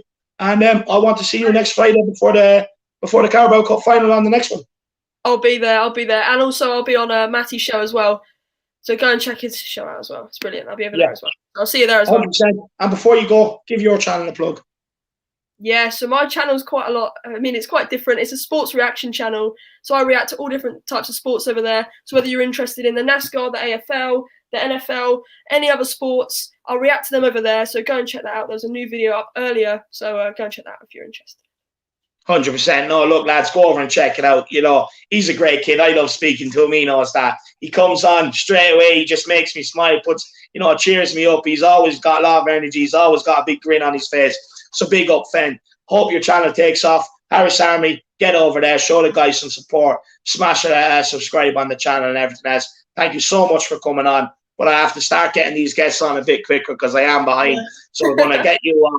And we're going to go from young to old. So we're giving everybody today, a good range of what people are thinking. So big yourself up and thank you so much, my man. Cheers, David. Love coming on. See you, lad. Thank you. And lads, look, there's over 100 people watching right now. There's over nearly 120. Make sure you smash the like on the stream and subscribe on the channel. Look, I can't stress enough. Get your super chats in. They really do help the channel, help support the channel, and the chat is flying. So if you want your comment discussed, it does help me, and we stop exactly what we're doing and we start discussing your comment. Without further ado, let's bring on the man himself, Arthur Everett. Arthur, how are you keeping, my man? I'm fine. Thank you for having me on. Good evening, everybody. I hope everybody's okay. And yes, thank you, David. I hope you're okay. No, look, I'm good. Just pissed off after the result, Arthur. Well, yeah, I didn't see a great deal of the game, but basically, I've been agreeing with what you've been saying. I want to talk really about, I think, where we've all been going wrong. It starts from the top and ends at the bottom, if you know what I mean. Yeah. Right, now, when Poch was here, he said in one season he doesn't need any players. Like I said before, that's where I think the rot has started to come in, really. We haven't bought many good players since then. And the board have not, they've not, what's the word I'm looking for? They've not, ambitious enough. They haven't backed their managers. They haven't backed the manager, you know? Yeah. When we was on the top of the league, when we first kicked off this season, we had a few weeks at the top of the league, where at that time that team could have beaten any other team in the league. There was no doubt about it. We could have beaten any other team in the league. But now it's just gone an almighty downward curve thrust. Yeah. As you say, the players done it to Poch, and when Levy got Jose in, Levy must have known that the only way Jose will do much for the club is you've got to bankroll him. You've got to give him the money and the players that he wants. Yeah. Personally, excuse me. Personally, the players what have come in to the team, I don't think they're much Jose's picks. I don't think Jose wanted all of those players because they're not the kind of players that Jose wants. And Jose is a defensive type manager, but with a defensive type manager, he still wins things. He's still won the most trophies, cups than any other manager. Yeah. And it looks like it could be Spurs are the only team what Jose cannot get a trophy for. If we lose next week to Man City, that's it. We're the only club what Jose has not got a trophy for. And you know, and it's all right. He picks different teams and all that lot, but at the end of the day, we haven't got the players. We haven't we have not backed Jose. Jose looks like a broken man. I saw him on the touchline yesterday. Yeah, he looks a broken man, and it's this team what has done it. He can't do no more than pick players who he thinks on the training ground have done better than better than him and better than him, and sort of thing. So he picks the players what he thinks have been doing it on the training ground. When it comes to coming onto the pitch, they're not doing it. They are not doing it. You know, you can't blame. I was Jose in, and I still think if you gave Jose the funds and let him have the players he wants, he will make this team into a far, far better team. But you've got to give him the ammunition, and it all comes down to the players. The players don't want to do it for you know.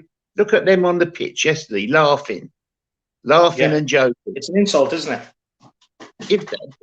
If Bill Nicholson was the manager and he saw some players do that after they lost, God Almighty, they wouldn't be in the club for 5 minutes. They'd be out the door. You know, because it's a shame. You know, I've had all these European nights in the 60s, 70s, 80s, seeing a fantastic Spurs team playing, a fantastic teams. But it's down to the manager to get how they play.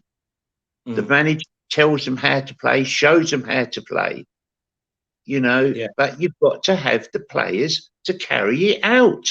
Yeah, you have to have players who want to carry it out. Yeah, look at Sissoko. What the good is Sissoko? You know, what does he do? Nothing. Nothing. But the thing is with Sissoko, right? He was put in a role where he was very, very effective for the first part of the season, right? And then all of a sudden, Chelsea came around and he just stopped running. Yeah. You know? Yeah. And when a player does that, and then you had to drop Ndombele back in there to play beside Højbjerg, You know what I mean? And he's learning on the job. He didn't offer what Sissoko was giving us, defending down on the right-hand side. And since Sissoko's coming out there, because he stopped running, we put Ndombele in there. How many times have you seen us being ripped apart down that right-hand side? Where it wasn't happening before that. It was all coming down our left-hand side. Yeah. Yeah, I know.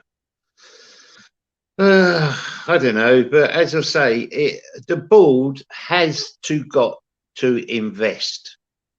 Yeah. You know, it would be interesting to see what ambition this board has got for their club. You know, they're the board of Tottenham Hotspur, and we've got to see now what kind of ambition they have got for the club and the fans to see how much money. Ray has a question here for you. He says, don't you think Jose assured Levy that there was nothing wrong with the squad? Don't you think Jose assured Levy that there was not? Yeah, but he didn't actually. You know, when he saw them playing before he come, they were good. And, you know, but now Jose has found out how bad these players are, you know, because the players ain't just done it to Jose, they've done it to Poch as well. You know, they was good and all that lot, and now they're just, it's just a vicious circle all the time. But it all comes down to the board. How much money are the board going to put in to back whatever manager? And if they say, oh, get another manager, okay, you get another manager. What manager are you going to bring in? You can't bring Sarri in or anybody like that. If you're going to go for a younger manager, what's already in a team, already manages a team, you've got to buy him out of his contract. Yeah. You know? Yeah. You've got to buy him out of his contract. So it's all money all the time. And buying another manager out of his contract takes the transfer budget down. Yeah. You know? Yeah. So, you know, it's I think it's just down to the board now. If they want to get Jose, well, fair enough, they get rid of Jose. Yeah. But, you know, to get the best out of Jose, you had to bankroll him and get players what he wanted, like, you know, yourself. Yeah. For a manager to win those many trophies in you know, different European countries and with different teams, he is a good manager. You know what I mean? Yeah. He was, you know, he can't be a bad manager to win all those trophies, but he was back with players that he wanted to. Yeah. You know, but still, what can you say? Yeah, no, I know. 100%. Look, Arthur, I know you were thinking about coming out with your own channel. Is there anything you want to ask our audience for opinions or anything? Well, why you're here? Yeah, I'd like to ask them, do you think I'd be all right with a new channel, you know, my channel of my own? And what name could I go under? I want some ideas with a few names, please. Anybody? There you go, the Harris Army. There's one for you. Get your brains racking, get it moving, and give Arthur a channel name and let him know whether you're going to enjoy it or not. But Arthur, do you want to talk about anything else, my man, before we get on a few more guests? Well, I could talk all night, but you know, no, you're running late and all that lot, and you know, you've got other guests waiting. I've said my point of view. I think it's all down to the board. You know, to the board. And now, like I said, if you want a new manager, you've got to buy him out of his contract. And will Levy buy him out of his contract? No, we won't buy him out of his contract. Yeah, you know, he just can't afford it. Yeah, you know. Yeah. So, no, look, he doesn't want to pay that money. He doesn't want to pay that money to buy him out of his contract. You know what I mean? No. So, well, I don't know. Look, to be honest with you. Look, I know I'm a bit pissed off with Mourinho on that right now as well after yesterday's game and that, but at the same time, I have said as well, like, I do think, you know, if there is money there, I'd rather him spend it. You know what I mean? Rather than bringing a new manager and let him spend it, to be honest. So I'd rather let Mourinho spend it. He's been here. He knows the problems. You know what I mean? He's already a year and a half through. So he knows the problems and knows how to fix it. So I would rather let him spend the money. Yeah, I agree with you. Give the money to Jose. Let him pick the players he wants. That's the answer to Jose. He has got to pick the manager he wants. And also, our recruitment, what do they call them? I forget now. Our scouts and all that lot. Yeah. Why ain't they going into these lower divisions and picking out good players? You know? Yeah, I agree. There's plenty of players what's come up from the Championship, gone into Premiership teams, and they're sparkling. You know? They're sparkling. You know, look at that Ollie from Brentford. Yeah, Ollie Watkins, yeah. Ollie Watkins, yeah. You know, they got him from some other team, and you know, they sold him to Villa for, you know, quite a lot of money. You know? So there is players out there. Why can't we find these players? Yeah. They're still out there. Find them. Look at Leicester City centre forward. What's his name? Your man Iheanacho. No. Oh, Vardy. Vardy. Come from like a conference team. Yeah. You know, anybody would have him in his team in the Premiership. Yeah. So there is players out there to go and get. Yeah. You know, there is players out there to go and get. So I agree. Arthur, all I can say to you, my man, is you were getting a severe amount of love here. A load of people are saying they definitely subscribe to you. You know, Cody Mack is saying call to ask Arthur. You know, Clegg UK says he would sub straight away. We have more here. ATX7 Game says big up Arthur. You know, Michael Cabral says big up Arthur. Great comments. Clegg UK says he would subscribe. Paul Russell said Arthur's Daily. There's a name for you. I know Ben said he'd definitely subscribe. Bob Spur says Arthur, any questions? Danny Kiriakou, he'd subscribe. Matt Hayes also said he would subscribe. Jordan Stevens, you know what I mean? There's loads of people here, my man. Mr. Bawaji, you know, you're getting loads of support here, Arthur. A lot of people are saying to go for it. Yeah. So it's whatever you want to do. But like I said, you ever need anything, you never need any help, you know, just ring me. If you want to ring me tomorrow, and we'll I can give you advice. Not a problem. Yeah, okay. And I'd just like to thank all the people what's putting these nice comments up about me. I do appreciate all that, and it's very, very kind of you. Yeah. So I'm going to go now. So everybody, good night. Keep safe. And we'll see you another time. Bye-bye, everybody. Bye-bye. Bye. See you another time, Arthur. Bye. Absolute legend, my man. I appreciate it, man. Oh, everybody loves a bit of Arthur, don't they? You know, he just makes you smile. What a legend. What a legend. And I hope he does go with his own channel. Now, let's welcome Will. Let's welcome Jack as well. How are we keeping that? Doing good. How are we doing tonight? Yeah, I'm all good. Look, I know Matty Hayes is creeping around there in the comments. Matty, if you want to come on, I can get Will to send you on the link if you want to come on, man. Danny as well, if you're there, you want to come on. Bob Spur, you know, these are the last two that are in the waiting room. So after these two, you know, but if there's any more that wants to come on, just let me know. But lads, what do you want to talk about? I'll let Jack go first. I was just going to say, how you doing though, Will? It's good to see you. Yeah, good to see you too, man. How you doing? Yeah, I like that kit that you have on.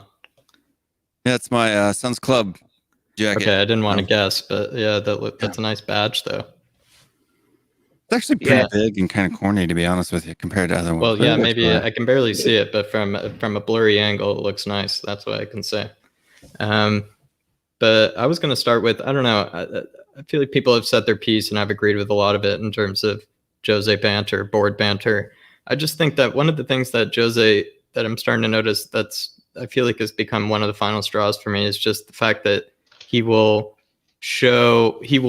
mimic another manager's formation if he's scared of that formation, or he thinks that it will corrupt his 4-2-3-1. He will do a 3 in the back with no practice or no training before, and it just capitulates. And that's just, I don't know, that was just the most frustrating part for me. It just felt like a 3 in the back isn't that scary versus a 4-2-3-1. Like, he just needed to not think so pragmatically and just actually stick to some type of philosophy or system. But you guys can take it from there or disagree with me. Yeah, I'll answer Bob's question here for this. It was this morning when he was doing his show, we had him on. I asked if I was going with my lad to his, he had a match today. And I asked him to give him a shout out while he's in the car, kind of give him a hype talk. And it surprised him. He laughed. He got a good kick out of it. He actually did pretty well. They ended up drawing 0-0.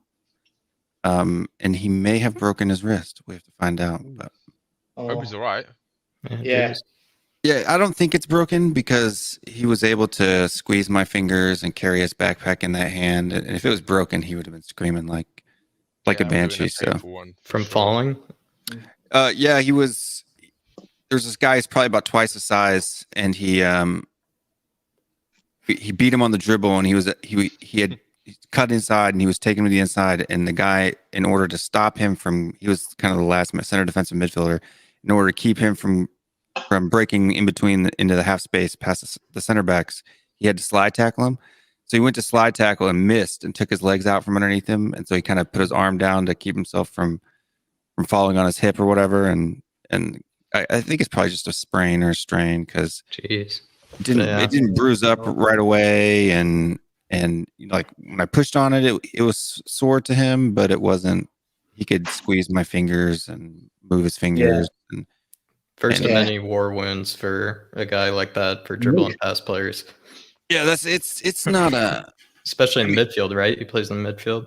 Yeah, so he's got a brace. He doesn't need his arm anyway, so he's first of many wounds. One thing I will say though, Will, is next time you want him to have a pre-match pump up, lad, come to the Irish Hotspur. I'll get him ready and raring to go for that game. You weren't on live at the time, so that's why. No, look, it doesn't have to be live, lad. You know, just give him my phone, tell him to ring me, lad. I'll give him the team talk he needs, lad. Sounds good, my man. 100%. But lads, what do you want to talk about? Oh, for the Spurs game yesterday. Yeah, man. I was talking about Jose mimicking the back three, but we can go on a different thing. For me, I'm still kind of hungover, to be honest with you. Not from the Stella Artois that I had, but from, streaming for 37 hours and or what felt like 37 hours, and just the whole shock of it. And for me, everybody's gone, Jose out, and I agree that he's made some big mistakes and stuff like that. But I also think that it's something that the players are equally as responsible for. And my biggest concern, if like what Matty Hayes had on his channel is true, that deadwood better go right along with him. And if they don't, I'm going to be super upset. I don't want this to be one of those things where it's like, people are going on and blaming Jose, and then, Eric Dyer, Dele Alli, Harry Winks, Musa Sissoko, Ben Davies, all of these, Eric Lamela, all these guys get a free pass and, end up being, not being held culpable for their part in our current, crappery. And they did the exact same thing to Poch at the end of the 18-19 season. Honestly, if you look at it, we're in the exact same form now in the second half of this season as we were in the second half of the 18-19 season. And so, people didn't blame Poch then because of our Champions League run. And the only reason why they're blaming Jose now is because we're not in the Champions League or Europa League anymore. So, Yeah, good point. Look, for me, it's definitely 2 points dropped, lads. Yesterday, especially with the West Ham result today. It's just a kicker. What I will say though quickly is there's 128 people watching, lads. Make sure you get smash a like on the channel. Make sure you smash a like on the stream as well. Sorry, subscribe on the channel, like on the stream. Also, don't be afraid to get your super chats in, lads. And if you can't, like I said, just keep getting your comments in, and I will try and get them up because I know people. There's some people out there that can't, and maybe some people are saving their money for the Carabao Cup final next weekend to go on a right session. But sorry, Jack, what were you saying first? before we were talking about Will's son's potential broken arm and making him carry his bag. Yeah, I was just touching on, because I feel like a lot's been said, and I feel like a lot of angles have been hit on, like what's wrong with Jose, what's wrong with the board. And I just wanted to say that just one of the little niche things that I'm just starting to hate about Jose is just that he'll just focus on the other team so much that he'll try to mimic their formation, in this case from the last game. And it's just with no preparation or no training with the three in the back. And with the three in the back, that forced Dyer to play, that forced Sissoko to play, all the people that the majority of the Tottenham fan base don't like seeing play. And it's just that kind of, I don't know, it's just that type of thinking, that type of overly pragmatic thinking that is just sometimes just gets really frustrating sometimes, where it's just like, just stick to a system, just stick to a philosophy that we can identify and we can, in a sense, relate to or disagree with. But if you're just going to just constantly focus on one match after the other and come up with some new pragmatic formation or tactic, it's just, that could be part of the reasons why it's all tumbling. Yeah. Danny, do you want to have a say on that first?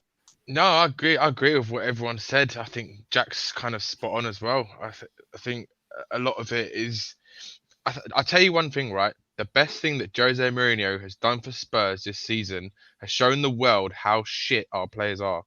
I think that is literally the best thing you can take away from Jose Mourinho's tenure during his 19 months at Spurs, is that he's shown everyone, and probably more even so Levy, even though he's not going to do anything, he's probably shown them how bad our players actually are. Like, we've got such a differential ability sort of standards within our squad, and you can clearly see honestly, if you just watch football, you watch Tottenham, you can see who those players are.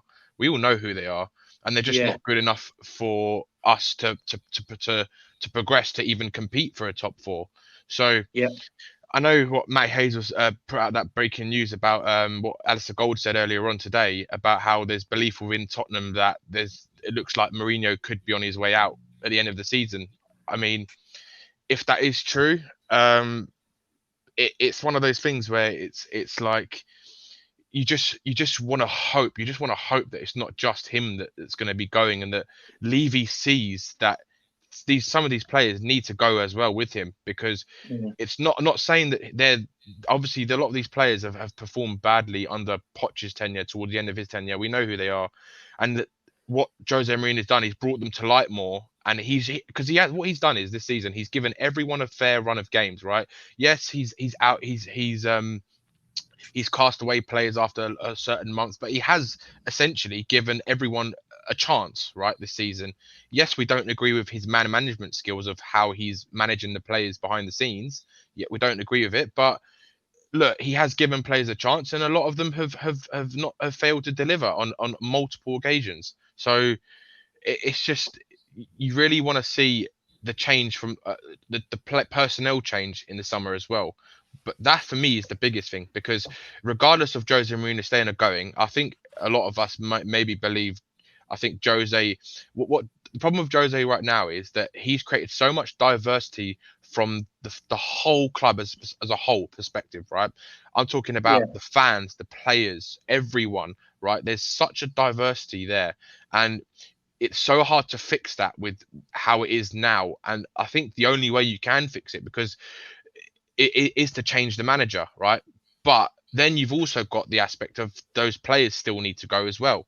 So it's a big decisions that the board are going to have to make in the summer, because regardless of Jose going or not, personally, I think I've been a backer like you, David, all season, and after yesterday, I think it's just time to go now. I think it's too toxic. The whole fan base, the whole club ethos, the whole mentality, it's just got worse. We've got worse than last season, and wouldn't it just be ironic, right, if he does actually win that Carabao Cup and then he gets sacked, which is what I think will probably happen.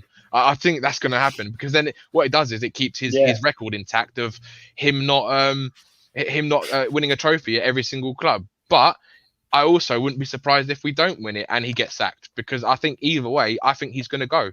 I personally, I just don't, I can't see Levy looking at how it is now and how toxic it is with the players and him, and thinking that he's going to be able to fix it by clearing some of them out, because I just can't see it. I think they're going to have to start again, and that also brings the issue of Harry Kane and Son, who are our best two players in the squad, and what's going to happen with them if Jose goes. So it's massive next sort of 3, 4, 5 months coming up for us, I think, especially in the summer. I think it's going to be huge, and I think we're going to know a lot more after this Carabao Cup final, I think. Yeah, 100% we will. And Will, just what Danny was saying there, do you think that Kane and Son might down tools and go if Jose goes? I don't know if it's necessarily related to whether Jose goes or not. I think they have their own reasons to go for sure, and I think for the same reasons that Jose would get the sack, or the same reasons that Son and Kane would leave, right? So this is we are at an absolute huge crossroads here, and we really have to make sure that this is handled the right way, with the right mentality, with the right people. I think it's easy to blame Jose, and the fact that it's in Matty Hayes' kind of news that he broke there. You notice how it said the dressing room or the players, suspect that Jose won't make it through the end of the summer. That means that the players that's what some of them are wanting, right? So somebody in the media has talked to some players, a mole, Moldevarald.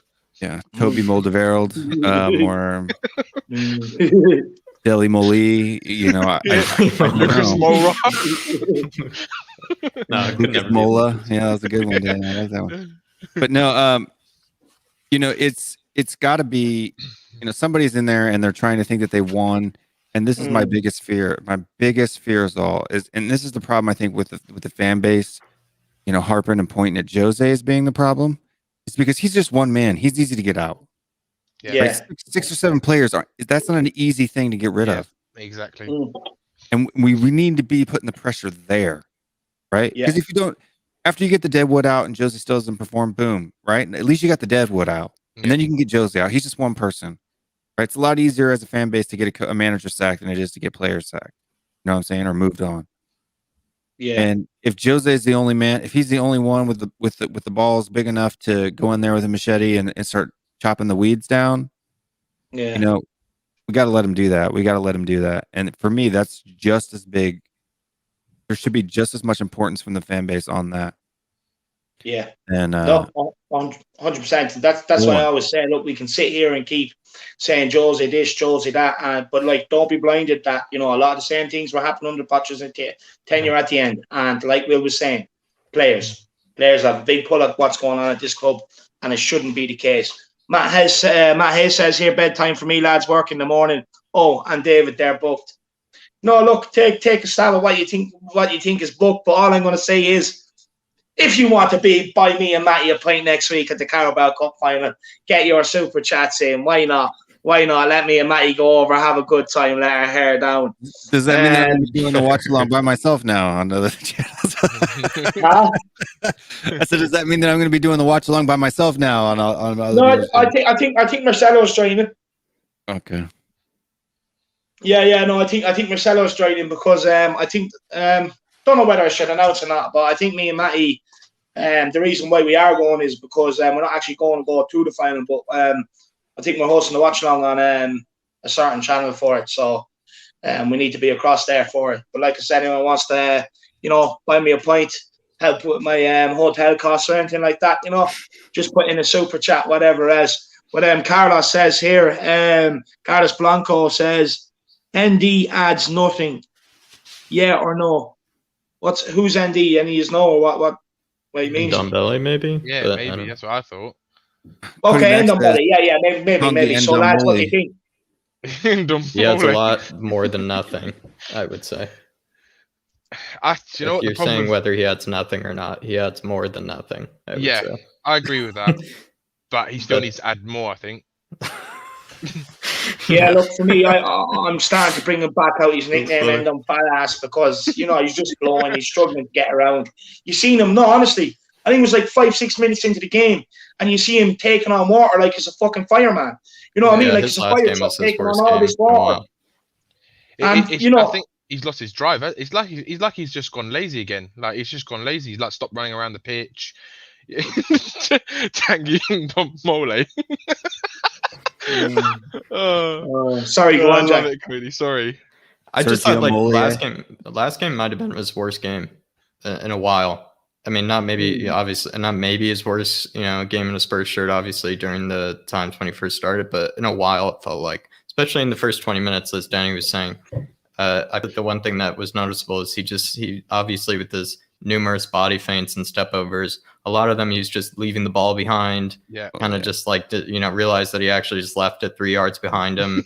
And it was kind of stuff like that we don't normally see, and it felt like maybe he wasn't fully concentrated. I feel like at plenty of moments, I think because of that huge resurgence that he's made in his work rate, sometimes I feel like I get tricked by how much he still works now, but maybe he wasn't working as much as he usually does. But yeah, I mean, to go back to that comment, to say it's nothing is ridiculous because he is world class in this moment. But he definitely, if it's in relation to the last game, I would say that was one of his worst performances in a while. I agree completely. I think the problem with him is I think we know that his best position is like behind the strikers, not in that double pivot with Højbjerg. He just doesn't track back enough. Like he was doing it for a little bit, for a small period of the season, the beginning of the season. You saw him like tracking back and making defensive tackles, defensive contributions, and you're like, oh wow, we've got an absolute beast on our hands now. But then he kind of just stopped it, and then you just feel that he's just not giving enough. And I don't know whether it's because I think we need someone else next to Højbjerg, so that he can play further forward. But then we are asking a lot of them.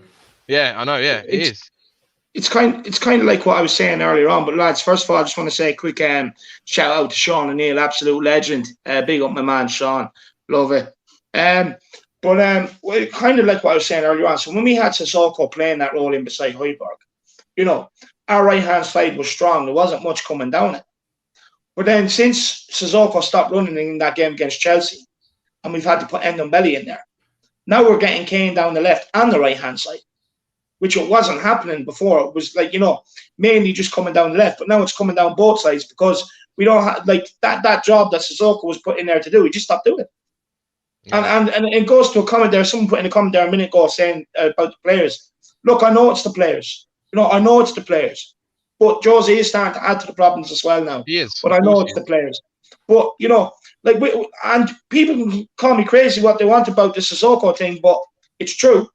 It's true. Our right-hand side, since Sissoko's come out there, has been exposed just like our left-hand side. But have you noticed as well, right, with Uri, I watched a little montage of his bad play yesterday, right, and he just kept giving the ball away as well. He was just lazy in everything he was doing. He just he didn't even care about being on the pitch. It was just like everything was effortless. It was just no effort. Sorry, it was just disgrace, man. Honestly, I want him out as well. I want him gone. I think he's going to be one that's going to be definitely gone in the summer because they've been trying to get rid of him for 2 years, and I think now they've got to get rid of him. Otherwise, they risk getting absolutely nothing for him next year, and you have another player who's going to be in the squad who just doesn't really want to be there. So I think he's got to be one of the first ones to go. I think for me, Aurier has got to go. As much as he's probably been one of our best right backs, the best out of a bad bunch, you'd say, this season, but he's just not good enough. Like yesterday again, just showed it. He just doesn't care, man. He just doesn't care. I don't want players who don't give a shit for the badge anymore. I'm fed up of it, man. I just want them gone because. For sure, we know this about Aurier. He just has one of them personalities. He couldn't give a shit. He's that much money. All he wants to do is walk around and pretend he's in school all the time. I can do what I want. I want to do this. I want to do that. He couldn't give a shit. He couldn't give a shit about. I think the only team that man's passionate about is the Ivory Coast. To be honest with you. Yeah. Oh yeah. Genuine. That's why. For me, he's just a guy with no lives, and I don't want him around anymore. No, I think he probably would have a big influence in the dressing room as well.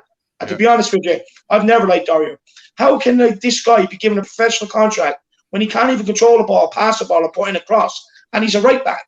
Yeah. Basics of a modern day right back, and he can't do any of the three consistently. Yeah, I think that's How does he end up at Tottenham Hotspur? Yeah. So annoying. I'm pissed off. I'm fed up with it. Getting this shit players in who can't control the ball, who can't just do the basics, man. This is something we were taught when you go football training from 3 years of age since you're a toddler. You know what I mean? The first thing is trap the ball and pass it. When do you and think this guy's playing, he can't even do it. David, when do you think Sissoko started playing football? No, he didn't. He played rugby first, lad. That's what he was doing. I think, honestly, he was so sometimes shit at rugby, the guy they thinks didn't he's want playing him. rugby. Yeah. He picks up the ball and all he does using is his play hands top before two playing players. football. They He can't told do him a step over. Can't even do a step over. So annoying. His rugby coaches told him he wasn't good enough, so he decided to go to football instead. Yeah, definitely. Yeah. Definitely was Yeah, carrying no, he should be playing cricket. That's what he should be playing. carrying Cricket or sport, like the rugby or the other football. I think so. Lads, why do we keep getting players with just who just I'll can't tell you do the why. fundamentals? It's because we've got a shit recruitment system. That's why, and we've got a board who makes the decisions on transfers, and this is my biggest problem, right? Out of the mess we've got at Spurs right now, the biggest problem is that the board decide who we sign. That is the biggest problem. That's got to change right now. And the problem is, right, you can bring in Scott Parker, you can bring in Nagelsmann, you can bring in Gasperini at Atalanta, you can bring in Ten Hag. Problem is, they're not gonna do anything if they're not gonna do anything, right, if they don't get the recruitment policy right. And that's the biggest problem, because, and I'm not just saying bringing in players, it's getting them out as well, because we seem to hold on to players too long, far too long, man. And I'm just, like you said, David, I feel like you, man. I'm just absolutely done with this shit, because we've got absolutely fucking dodos who are running our club. Like, it'd be that Daniel Levy, bunch of donuts. It'd be that Daniel Levy has no friends, and so he feels like he has to buy them, and the players are his friends, and so like selling them is like selling one of his friends, and that's the only way he can make friends is by buying them. Oh, a big example is that was Ericsson, when you remember in the documentary when he was like, Mourinho, please go and have a chat with him, see if you can get him to sign still, please.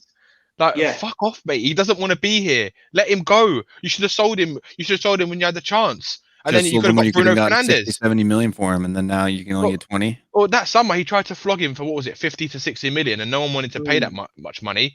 And instead of getting, he was crap that season. Yeah, I know, but instead of getting 40 million or even 35 million and getting Bruno Fernandes when he had the chance, he decides to leave him a whole season until the January, and then we get 17 million for him because his contract's pretty much run down.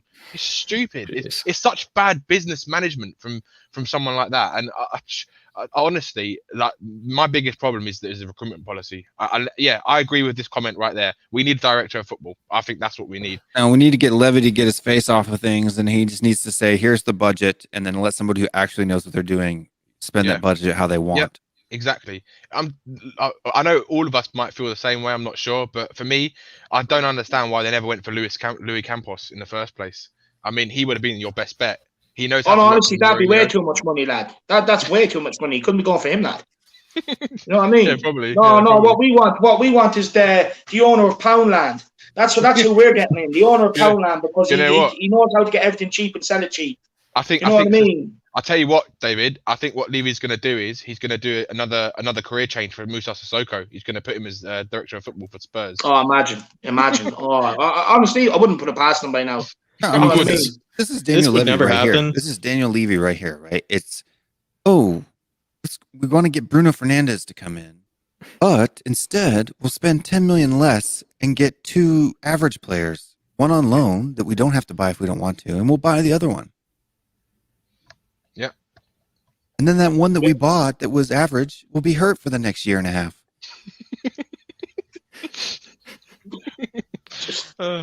This would never happen. This would never happen, but I just saw rumors that Ralf Rangnick, who was the sporting director of RB Leipzig for a long time, the famous also German player, is basically one of the top sporting directors in terms of just running any club. There are rumors that he's joining possibly, or he's being linked with FC Schalke, which are just, an absolute turmoil. And if he's looking at jobs there, it would just be another huge miss, I feel like, because he would take Spurs in a moment. If he's willing to take over FC Schalke, that would be like a whole football manager career mode that you would take years to recuperate or to revitalize. And I think he would snap your hand off for Spurs because that's nowhere near as bad as them. But obviously it's not going to happen because Ralph Ragnick would probably ask for the same wage as Levy is on, and Levy would never do that. Or what the other thing is, Levy's too stupid to think that someone is going to actually come in and do better than Steve Hitchen. Probably be intimidated by him. Yeah, probably. He won't. It's like the problem is like every good. Obviously the best director of football we had was our head of recruitment was Paul Mitchell, and even he had to leave because he fell out with Levy because they didn't see the same vision and same methods of trying to make this club better with their policies and their recruitment policies. Honestly, they're an absolute fucking mess, man. I can't even. It's just so hard sometimes to even speak about where you point it to because it is a bit of everything, really. Don't call Levy Pound, Davey. That's true. Love it. But yeah. No, look, I'm just sick. I'm just sick of this shit. Like honestly, sometimes you can put a pole in some of these players' position and then still do more. You know what I mean? Honestly, we are just shocking. We are just shocking right now.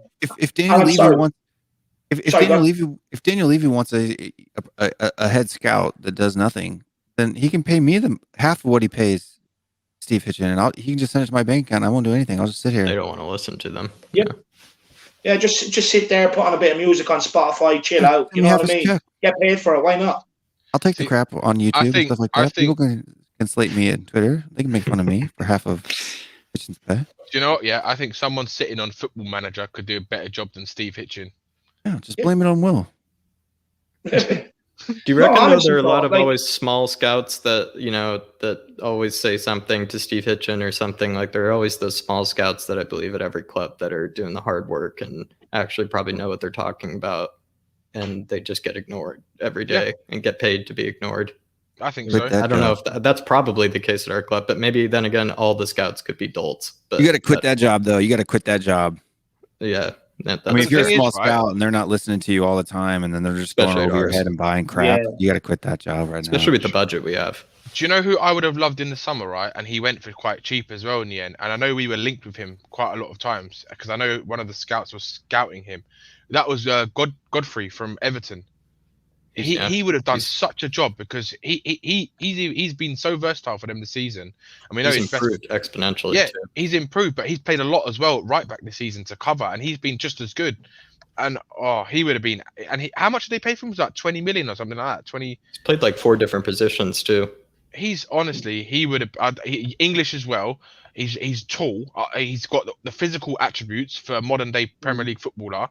I just don't understand why, and for the price that he was going for, I just don't get it. Honestly, and it just I'll tell you why, Danny. Because everything was too good. Everything was too good. So when it becomes that good and everything is green, and it gives you the green for the go ahead, no, we see red, lad. We're colorblind. We see red. Yeah. That's what we see. That's what we see. But lads, great question here from Sean O'Neill, lads. He says, so if you were Spurs' new manager, what is the first thing you would change? Start with Will and work our way around. Do you know? Go on, Will. What would I change? Yeah. I'd go into the locker room and start ripping shirts off hangers. What I'd do first. I'm not even playing. I walk in the door and I'd be like, and then I walk into Daniel Levy's office and I drop him on the desk and like, these players are gone. If not, they're playing for the U23s because they're not playing on my squad. That's exactly what I would say. 100%. I may end up packing my suitcase, but that's the first thing I would do if I was manager. Yep. No, I'd be along the lines of that, Danny. So I'd go into Daniel Levy's office, and before signing that contract, the first thing I'd do is say, "Look, you fucking prick." I'd be like, "Get that Steve Hitchen at this fucking club, or I'm not signing contract." And then I forget it. I wouldn't even look at it. If Steve Hitchen was still there, I wouldn't even look. I'd say, get a director of football in. Otherwise, I'm not helping this team because you can't work with that fucking absolute disgrace of a clown. I mean, he's honestly, mate, it's just. I don't even know what to say about him. The things I want to say about him, I'd probably get chucked off YouTube. Honestly, Before you do, we'll ask Jack. Well, I would definitely, in my heart, want to say and do what Danny just said he would do. I definitely agree with. I would still be taking the wages, and I would do what Will just said. I absolutely echo that. I would do an absolute mass exodus, and I would say to Levy, whatever even if they offer a bag of chips for whatever player, just take it. And just because there are just so many players that you don't even know that are just so toxic to the mentality and what the club is trying to achieve, that just don't want to be there. And it just, even if you just put a youth player, even if it's Sirkin, even if it's whatever it takes, it just needs to be a mass exodus, because it's Toby is the mole, but there are just so many other horrible personalities, I think, at the club right now that just need to see a different light, because it's the board's fault, it's their fault, but it's also, I just think it's time for them. A lot of players have been at the club a long time that don't deserve to be at the club a really long time. And it's so the mass exodus would be the start. And then with that, whatever money you accrue from that, there are plenty of decent players that you could show Steve Hitchen that you need to buy. And then if he ignores you, then you plot the murder after that. So to be honest with you, what I do? They keep saying my name is Lamella. Don't make fun of me. Make fun of me. I'm the best player on this team. Is that Steve Hitchen? That's what he sounds like. Do you know what I'd do, lads? To be honest with you, I'd actually walk in. I'd pick out about 10 players. I'd stick them into a big Royal Rumble and tell them the winner gets to stay. And just as the last man thinks he's about to win, I'd turn around and I'd snatch that belt away from him and saying, "You're not staying either." You know what I mean? This is what it's like to have your dreams dashed. This is what the fans feel like every single time you let us down. So the bunch of you, you've done all that work for absolutely fuck all. Now go. You know, that's exactly what I would do. I'd actually make them show a bit of passion first, a bit of fight first, and then I'd dash their dreams like they've done to every single one of us. I'm sick of them. I've had enough of them. Honestly. I don't like. If I get over the next week, I think I might I might even just walk onto the team bus, to be honest, and pull a few of them off. You know what I mean? That's how tempted I am. Honestly, I'm sick of it.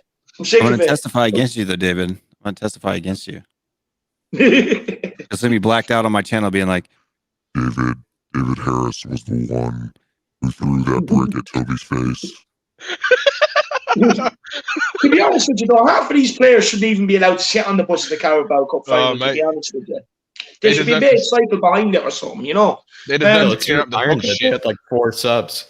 They had like 4 subs in the Champions League versus PSG. And I think that's because of whatever COVID and their injuries, and they just don't even have a big squad. But we should just, I just thought that was hilarious that they didn't even have the total number of, like, they didn't even have the whatever amount you need. They had less than that. I just thought that was glorious for such a huge team. Yeah. We should do that for the Carabao Cup final. We should just have the 3 subs that we're going to use that are on the bench. Yeah, no, 100%. Yeah, that's another good idea. And the BG says, "Hey, David, and Will, what's your opinion on the Bale situation?" We'll let you guys go first, and then I'll go after. Start with Will. With Gareth Bale, I don't know. I think you got to give him enough time to play. I don't think he's had enough time to play. He's played 4 or 5 matches, and that's it. I mean, he has less. Let's put it this way. I think the last time I checked, he had like 11 appearances and 10 goals.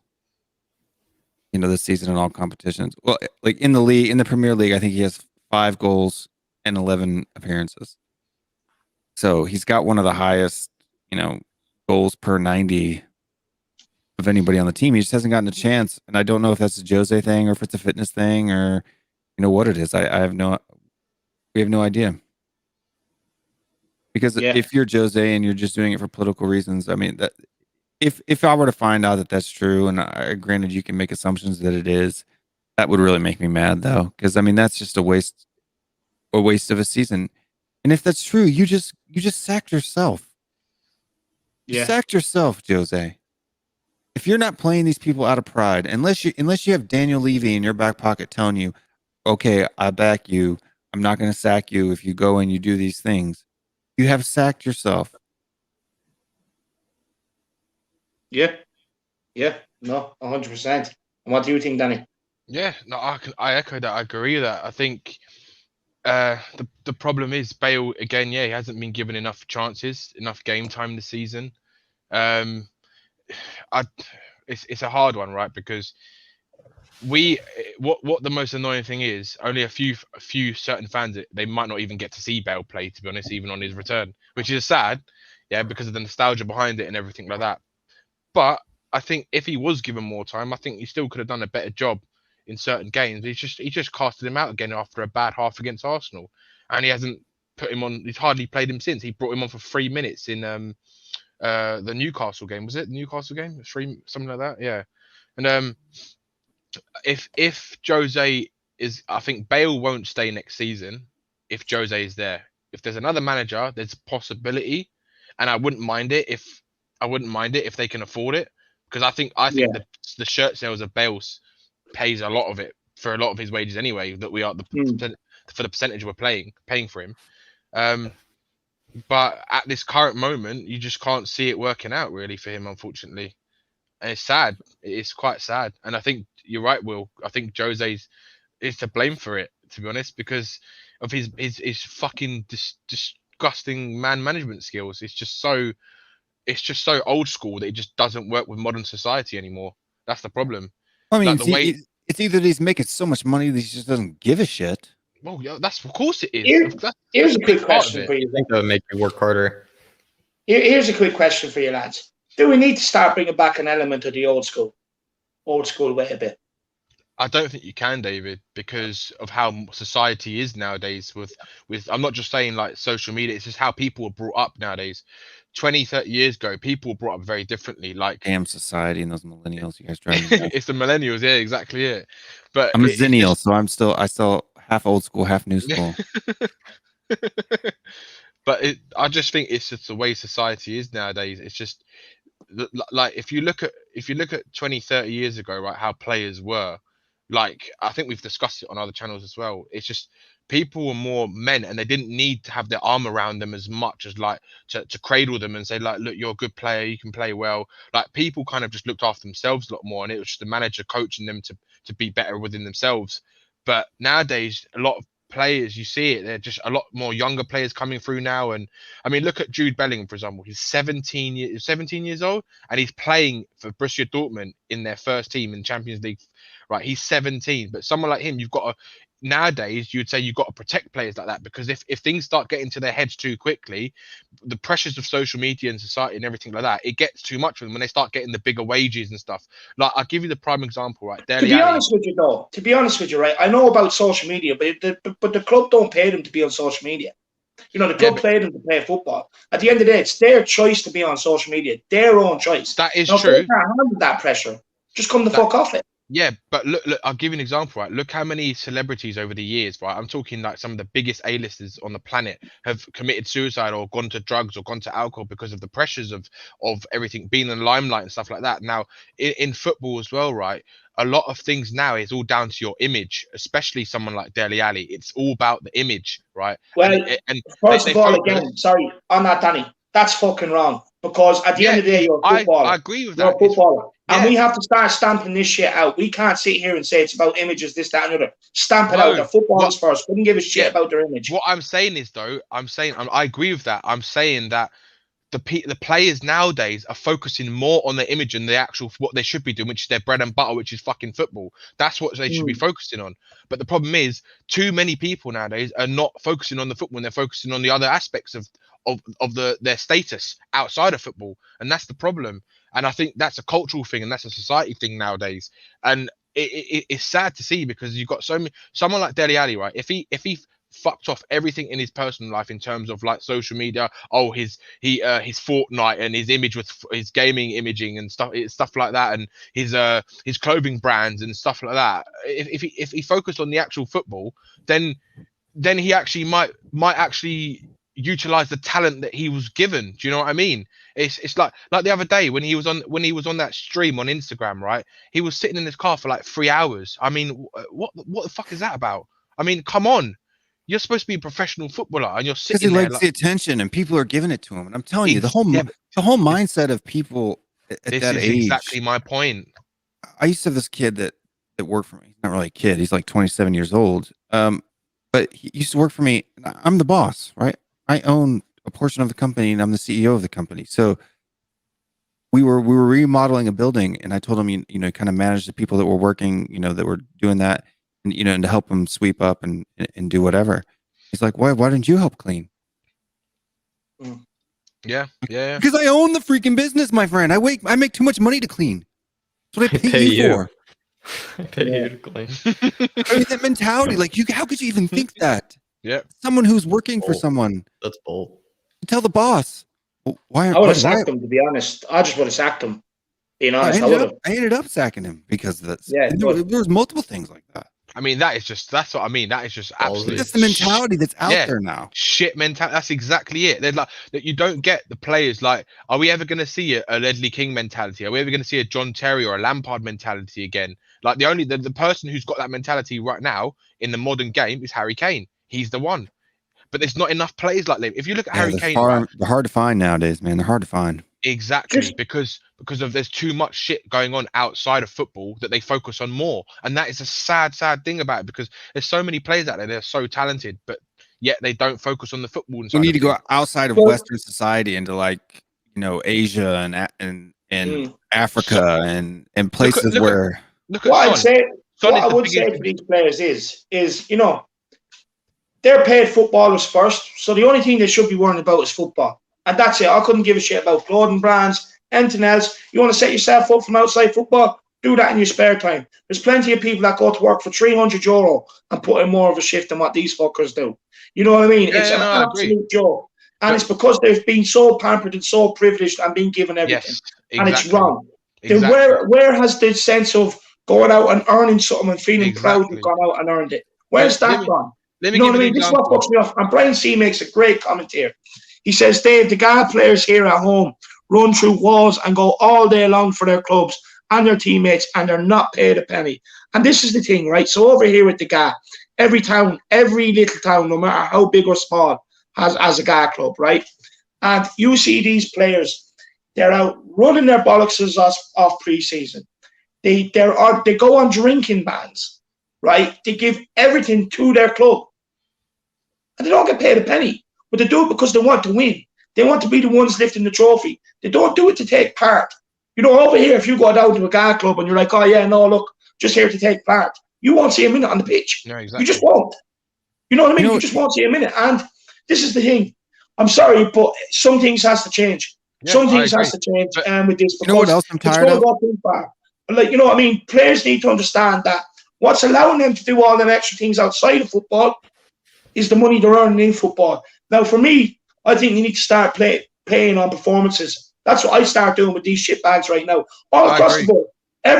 All these players coming through, right? They're getting way too much money. So what I would start doing now is paying them on their performances. And I can guarantee you, you will start seeing a lot of players running. 1,000,000%. Look at Dele Alli, right? He was in October 2018. He signed a contract extension at Spurs, right? And the reports were that it was 150 grand a week. I mean, if it's anything close to that, even anything close to that, it's just madness for a 22-year-old at that time. I mean, come on, man. I mean, and then for me, that's when it started going downhill for him. That's when I started seeing him, his performances drop off. And do you know what? It was that nastiness in his game. It was that fight that he had. Dele Alli, he was that nasty player. He's that it just, everyone always used to say like he needs to get rid of that if he wants to be a top player. For me, I think that's what made him a top player. That's what made him. I think that's what made him a top player. And I think Dele Alli needs to get that back if he wants to become that top player again. He needs that nasty streak in him. He needs that fire again, because right now he hasn't got the motivation. He used to be a shithouse. But you know what really makes you know what's really ticking me off though, out of more of anything, is all of these. And this is the thing. Like I think DMT 1985, he had a comment there about Pep and the social media aspect of it. I'm sick of the club putting out these pansy comedy videos out on YouTube and Facebook and social media. It's like we draw 2-2 to Newcastle, and then Gareth Bale comes out with Rodin, and they're talking about aliens and this, that, or the other, or the TikToks of balls, kicking the balls to the left side or the right side, depending on what thing they had.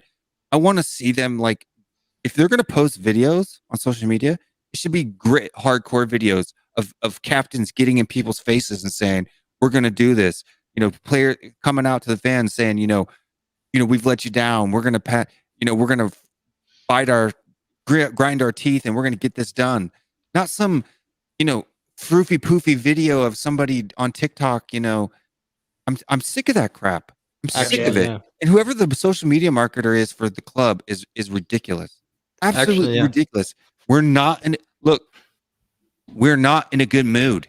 Okay, I don't need to hear Gareth Bale and Joe Rogan talk about their worst nightmare, or whether they're afraid of spiders, or if their aliens exist. Okay, they're my worst nightmare right now. Stop. Yeah. Actually, to go off of that though, even the Dortmund fan page I was seeing during the Champions League, like during the first leg, all the things they were tweeting about was in relation to that Jude Bellingham moment where he took it from Ederson and Ederson dived, and all the things they were tweeting were just like little videos of Ederson diving, like what the fans thought. It was just like kind of like I was just like I wish like I was like I've never seen our club do that. Like it was just they were just like doing all these tweets that were just getting all the fans going. In a sense, mark my word, this that week matched the mentality of that type of club. But that's what was funny. This either on Monday, there's going to be a video like that. Some froofy, floofy, poofy, funny, comical, people trying on each other's boots or running around the dressing room with their underpants on their head. I'm serious. I'm tired of that crap. I only watched them when we were winning. It's true. I don't watch them anymore. It's hard to watch them. So true, though. It is. Next week they'll be trying on each other's shorts. Monday morning. Somebody's gonna get dragged around the pitch behind a four-wheeler, doing whatever. I'm tired of it. Eric Dyer. I tell you what they're gonna have, right? They're gonna have an Eric Dyer video of him pretending to spray some ashes over the stadium, saying this is gonna be me one day. No, look, they'll probably be dyeing each other's hair or something, giggling and this usual shit. Oh, we're so happy, Barty's dyed his hair blue even though he can't play. You know what I mean? All this sort of stupid shit. Like, look, I'm just fed up. I agree with you boys, but look, we are going to end it off here. Before we do, Will, plug your channel, my man. Yeah, you know what it is. THFC Rants. It's we go pre-match, post-match, and once midweek. I usually throw in a couple Q&A shows during the afternoons, but primarily we're focusing at the late night crowd.